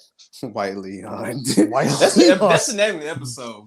Yeah, White that's Leon. the name of the episode, bro. You might White go Leon. stamp that. Hey, But you bro, was- like, hey, You was about I'm to ask saying. me a question before I. Oh, I was. Yeah. Yeah, I was gonna ask you where do you think Dallas finishes, but y'all were right. I had kind of had him between 5 and 7. Yeah. But who? But okay, this is the question. Also, question because we're saying okay, who doesn't make the playoffs? Like definitely, Houston's not making the playoffs. Minnesota's not making the playoffs. Minnesota, San Antonio, Sacramento, New Orleans, or do you think New Orleans fights for a spot? I Does think New Orleans make the playoffs, or does New Orleans get a play-in? I think New Orleans and Portland fight for that 10th spot. That's fair. I see. If I'm any of the teams listed, I'm betting on Dame more than anyone else. So I don't see. Yeah, Dame is a killer. Like let's not get it twisted. Dame is a killer. If in my own personal bias, because we were talking about this last night, Trey. Motherfuckers love listing Luka 1 through 3. Some people think he's a 3. Some people think he's a 2. Some people list him as a 1. I think he's like LeBron, a point forward, but they got him listed point guard. Okay, cool. Obviously, I like Luka's complete game, but if we're talking about best point guards, if you don't have a Steph Curry bias, it's Dame. So he's a fucking killer. But Ooh, wait. Steph Curry. I'm sorry. I just didn't understand the Steph Curry bias thing. Like they're not. Steph Curry is infinitely better than Dame, and it's weird. I don't know. People are how does infinitely? Infinite? Yeah, if wins count for stuff, then infinitely. And we in I would team have to agree awards, there. and if we say awards and all that stuff, that too. And there's nothing. They're head to head. It's not close. Bad teams, good team. It doesn't matter. They've like. I would disagree. I'm not gonna say infinitely. Now he's definitely. I would give him. You're gonna list him above Dame, but infinitely, Okay, infinitely definitely is an exaggeration, but I think like that's All right. hyperbole. But I think I that got you. they're not on the same level. I think if you're like how sometimes you'd be like, oh, this guy's 1A, this guy's 1B. No, I don't think he's a B. Because I don't like that shimmying bastard, but Yeah, what? shimmying bastard. Hey, listen, man. Listen. That shimmying motherfucker changed the game of basketball, bro. Nah. Wardell, he did. I'm not gonna, Wardell the motherfucker. second. Don't get it- Wardell the second did do that. I'm not gonna lie. Let me take my bias aside. I don't like that shimmying bastard, but he's a dog. Listen, man. Wardell the sequel, Let man. me put it to you like this. My biggest thing with Steph the last, because Dame has had opportunities, and we saw what happened. And my thing with Steph, which he proved for me last year, and why I'm agreeing with you guys today, was what will Steph do without help?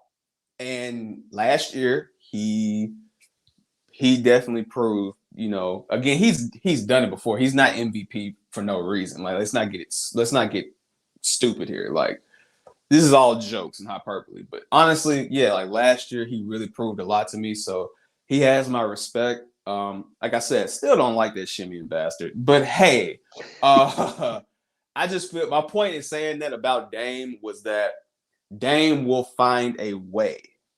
It's them other niggas that I don't trust. Like that's the thing about Portland. Dame, I'm with you, but them other niggas, CJ McCollum sometime in ass, and them other random pieces they have there, that's where it's like, all right, they could fuck around and trick off a number 10 spot to a New Orleans or San Antonio because of that. So I really thought getting Norman Powell was a good way to start ushering CJ out. I really thought that because I don't think the Dame CJ, like, I mean, I told y'all already, I think that should have been over. And, right. you know, I mean, to me, CJ is the guy who tweeted, I'm trying Jennifer. Like, that's him to me.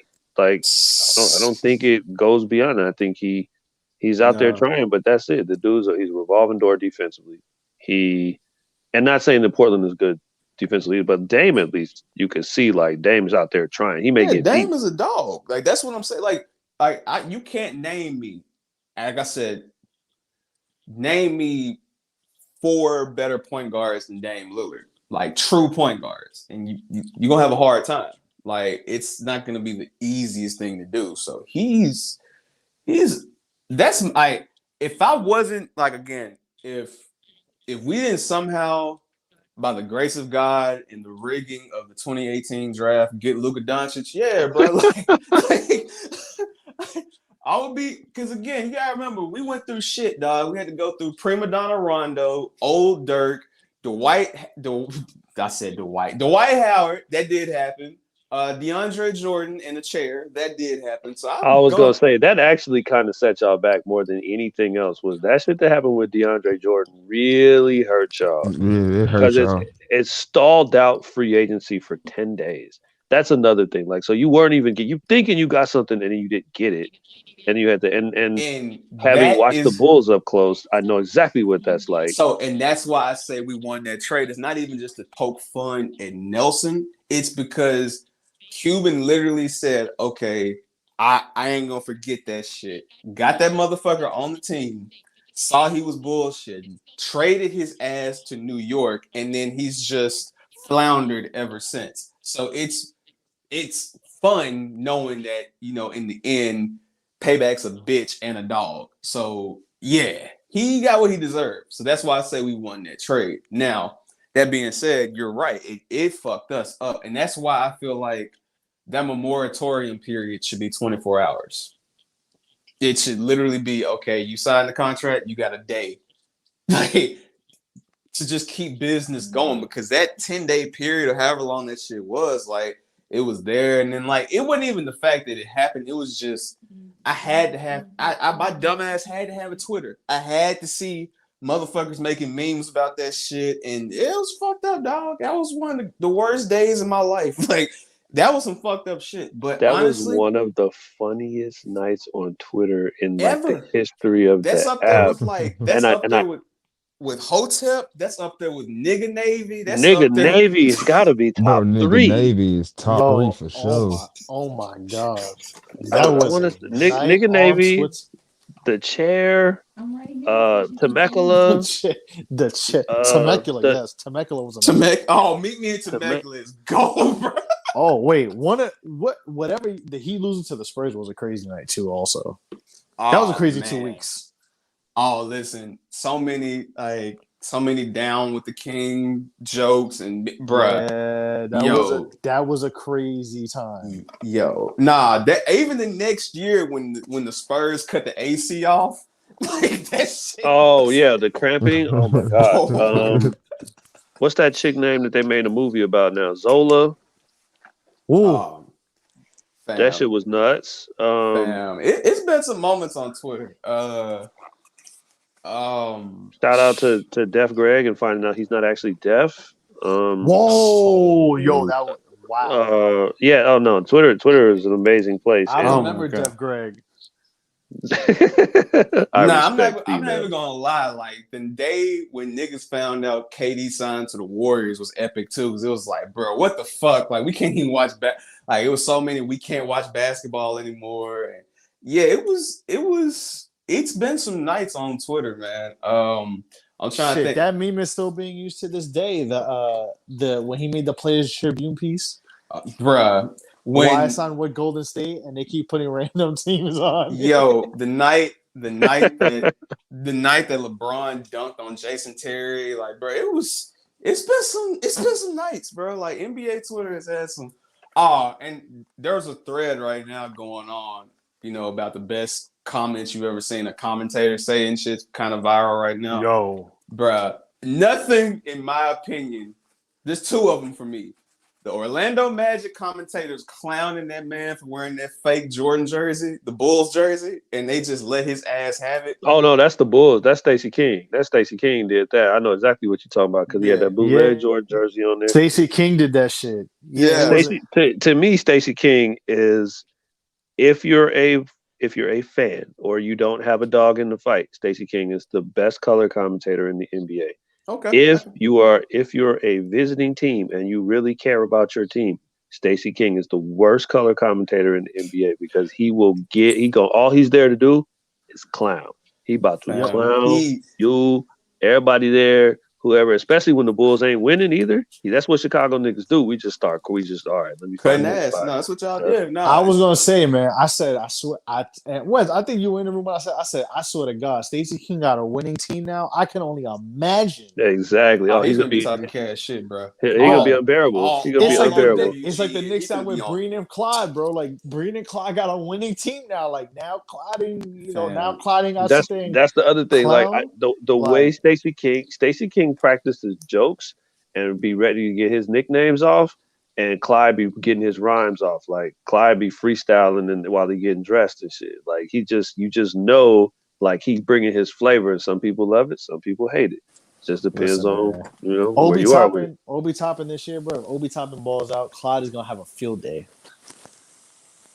Stopping and popping with Obi Toppin. Ain't no stopping topping. Yeah. See, that's the thing about like Derek. Like that's the thing about like Derek Harper and our crew, and even with like Memphis, Brevin Knight, they call that shit. It's such an analytical thing. It's so boring. Like it'd be nice to have a motherfucker like Stacey King, but also Brevin Knight boring as hell, man. Brevin Knight boring as he was in the NBA. I was just about to say that. Yo, now you want to. He was as boring. He's as boring in the booth as he was on the court. So, and also, before I say this and get done, like my favorite NBA moment outside of that 1000% has to be Jalen Rose and the what happened to that boy with Sage Steele. That shit. So he was like, wait, you don't know? You don't know? Yeah, bro. Twitter has some fun moments. You surprised she don't know she let fucking Kel Simon pull on her hair on live television? No, the greatest part is every time you go back and watch that shit is Bill Simmons just looking at her like, oh no. Like, you don't know. Like, hey, man. So. Sage Steele swaggerless. Who just hopped on? Somebody just hopped on. Yeah, I don't know. Banks might know. But anyway, I mean, yeah, man. I have no clue who that is. Yeah, I don't know. All right, pal. Got to kick you out. No disrespect. Wait, who stepped up, bro? Somebody got to talk. How about that? How he get the link? That's weird. That's what I'm saying. I mean, I only sent it to Westside Chris and Tobias, but I don't think they. So I didn't. Oh, they might be like in there and maybe walked away because I know they probably watching the game. Oh yeah, so yeah, those are our guys, but I don't know. So y'all know this dude? I don't know. I can't see who it is. I can't see who it is. It doesn't show the names. Yeah, if you can show the names, I can see who it is. It says Chris. Oh yeah, it's Westside Chris. Oh yeah, that's Chris. Cool. All right. He probably stepped away though. He probably just listening. But yeah, I mean, I was gonna say I ain't got nothing else to. Whose spot? Yeah. So the question is all right, who is not making the? So who made the playoffs last year? That's not making the playoffs. San just to Antonio, get that the way. probably. Well, no, the Spurs they made the play in and then they lost. I think we can honestly say Portland. I think Portland doesn't make it. I don't see Portland in there. I mean, I love Dame, but I don't think because you have to put Golden State in that slot. Yeah, the Warriors taking that spot. Washington too. Yeah. Oh yeah. You talking about in the East? Oh yeah, Hachi Mane ain't finna get in the false no. Gaming in general. Yeah. Yeah. So I got. Yeah, I think the teams remain, but Golden State is taking Portland, and I think Charlotte will take Washington. just to be safe. I think Charlotte's in there for sure this year. So that's personal. But yeah, I mean, listen, this thing about the NBA that I've loved over the last 2 years is there's no quote unquote clear cut. It's just basketball. And if you like basketball, I mean, you know, you can justify the league pass. You feel me? You can justify, you know, however you view your sports. Like it's fun to watch. So, you know, I can't sit Thank you, here Kawhi Leonard. and yeah, because I mean it's just fun. You feel me? So I'm cool with watching, you know, basketball instead of being like, goddamn, the Warriors again or LeBron again, because there's no guarantee with this shit. So that's just it. I mean, I don't, and honestly, when it comes to the West, just so we can wrap up too, I don't know who the fuck is coming out because you can follow Vegas and say the Lakers and shit all day in Phoenix, but it's a high chance they may not get there. I mean, for all the shit I joke about that shimmy and high yellow motherfucker, Steph might take the motherfuckers to the promised land.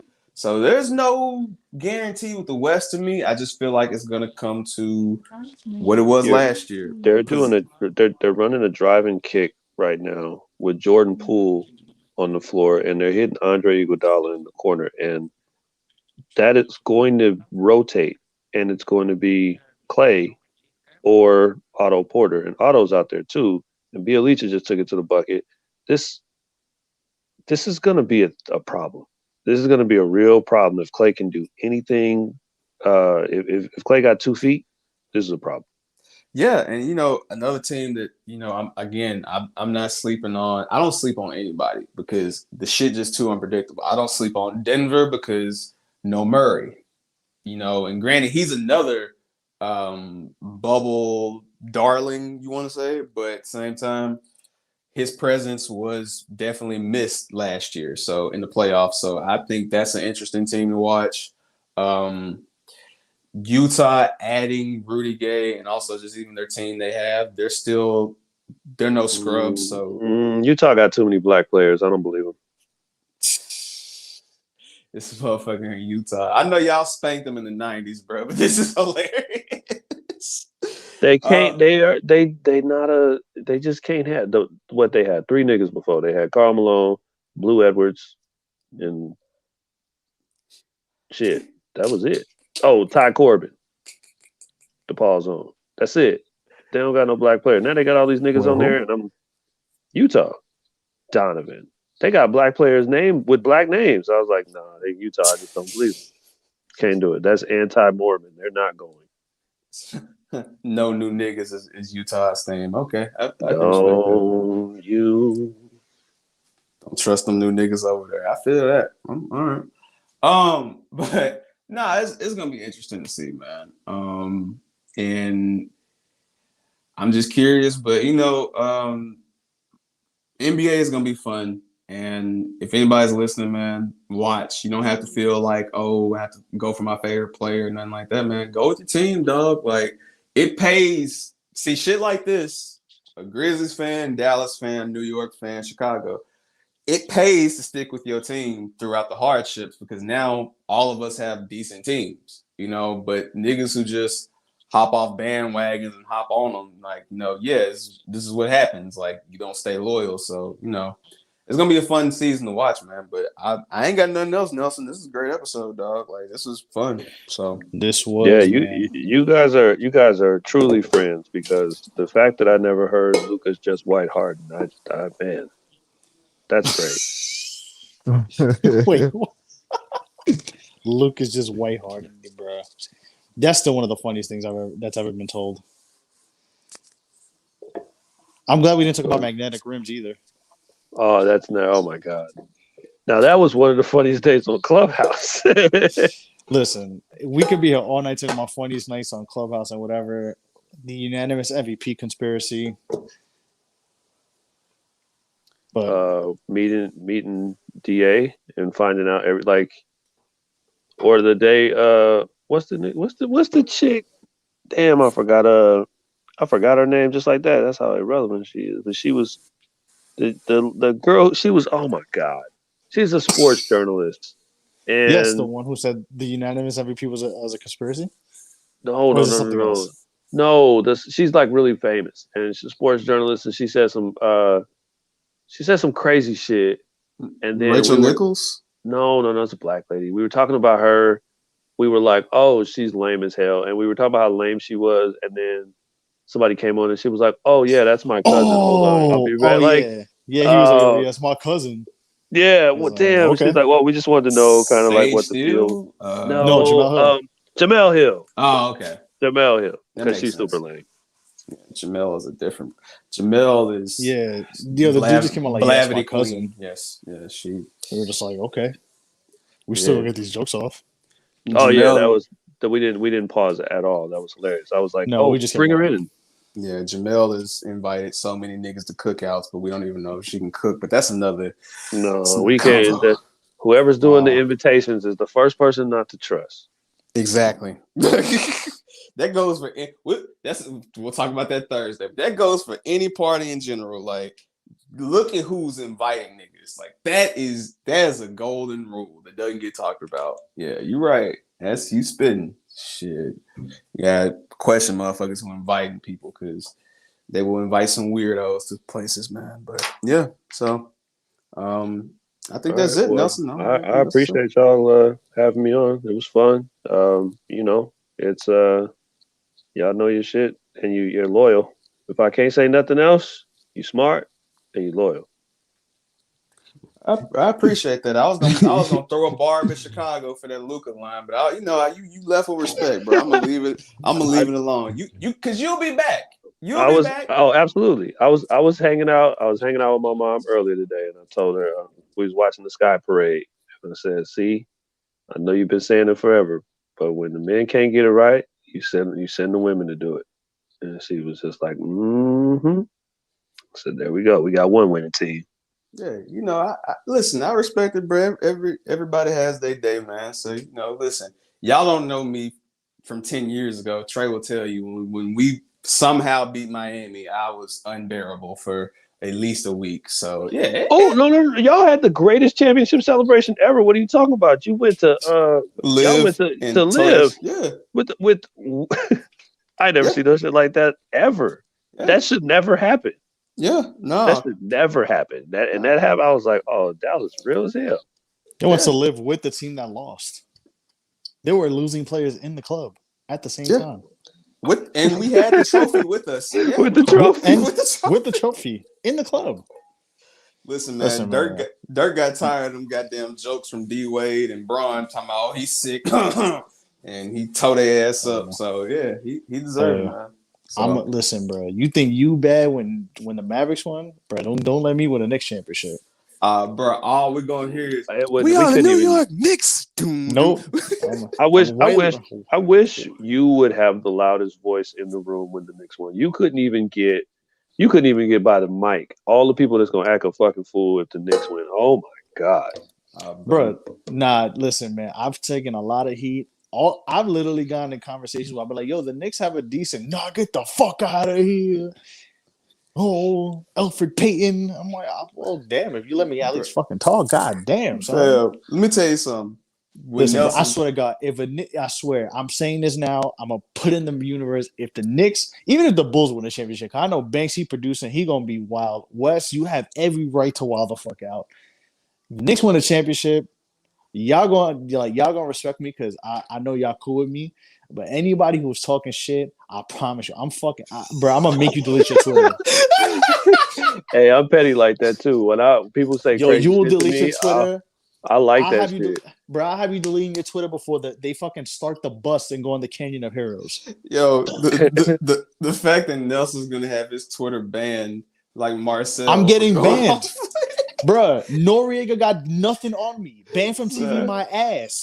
First of all, banned from Twitter, it's me. What he didn't tell you was, first of all, he's gonna cry, but I don't blame him. Second of all, I'm crying, bro. He is the first motherfucker on that Fanatics. Get your 2022 NBA Championship bundle with 20 issues of Sports Illustrated for $7.99. You listen, bro. You're gonna be out there just moving units. I'm gonna be on Fifth Avenue wilding the fuck out, bro. Yo, he gonna be, bruh. He pulling I'm gonna up. be calling y'all for bail money, Son, possibly. my son gonna be at the parade. Take over the PA system. Gonna be blasting. We gonna make it by the locks. Like, fam, it's gonna be a moment in time. I Yeah. absolutely could say best part of the Sky rally today was when Chance took the mic and was like, "Can I say something?" And I was like, "Oh, I already know what's about to happen. They don't know what's about to happen." That shit was hilarious because it's Channel 7, it's ABC. He didn't yell, "I love my wife." No, at 1 o'clock. No, there's two chances. That chance, like internet chance and all that shit. That's not who we got. We got. Oh, by the way, I'm still a hood nigga. I've been out here. No, he grabbed the mic and said, "Chicago, what the fuck is up?" And everybody's like, "Oh shit." I was like, "Well," and my mom was looking like, I thought I knew him. I'm like, "Yeah, you do. He's a rapper. It's okay." Shit, he think he me. That's what I'm gonna be doing. Nah, man. That's the moment where I tell him, like Kanye told the engineer, "Go find God." You listen, bro. You don't give me the mic. I'm gonna be like, shout out to White Leon. The news report, and in local news, a young Puerto Rican man overtook the PA system for the New York Knicks. Shout out to White Leon. Now there's a frantic search in America, a census, if you will, for white people named Leon. Hey, Yo. look, actually, no, I'm sorry. There's 3 Leons. It's Corazon de Leon, who was Chris Jericho, but we don't acknowledge him no more because he's MAGA. So it's only 2 now. I'm sorry. Yeah, I don't know how you MAGA and you Canadian. That's some wild shit. MAGA-Nadian is crazy. All right, man. It's been a wonderful episode of City Work Network. Bonus episode El Ocho. You feel me? Bonus episode LO show. But Wes, we appreciate you for coming on here. You are always welcome to come back. This was a sports podcast, but we started talking about other shit. So if you want to come on when we record on Thursdays where we talk about anything and everything, you are more than welcome to. Yeah, definitely. Thank you. Whenever you want to come through, you can text me. We put the link out. We listen live. Shout out to Vic for popping through. Shout out to B-Dot for popping through for his little for 5 minutes. Yeah. I never thought, like, that's how I know hell frozen over. Me and B-Dot agreed on something. Like, that's history, yo. Like, that is history. So yeah. Mind you, he a Laker fan and a Duke fan. That's crazy. Right. Like, it's nuts. But what? Like, yeah, I didn't know he was a Duke fan. I was like, wait, I actually can find a way to tolerate him. He like a Red Sox fan too. I'm like, B-Dot, yeah, B-Dot different. That mind is all over the globe. He set B-Dot set tripping. It's just that's a set tripper right there. He bro. Carmen San Diego can't even fucking get the amount of teams that he root for. Yeah, man. So yeah. But yeah, this was fun. I am at DJ Larry 0093 on Twitter. Wes, you got any socials you want to plug, brother? Appreciate it. Everything is 4 POINT 0 SHOW. Everything. For sure. Most definitely. Nelson, go ahead, plug yours real quick. Youngin. At Who Is Original. If you follow me, cool. If you don't, it's okay. I really don't care, honestly.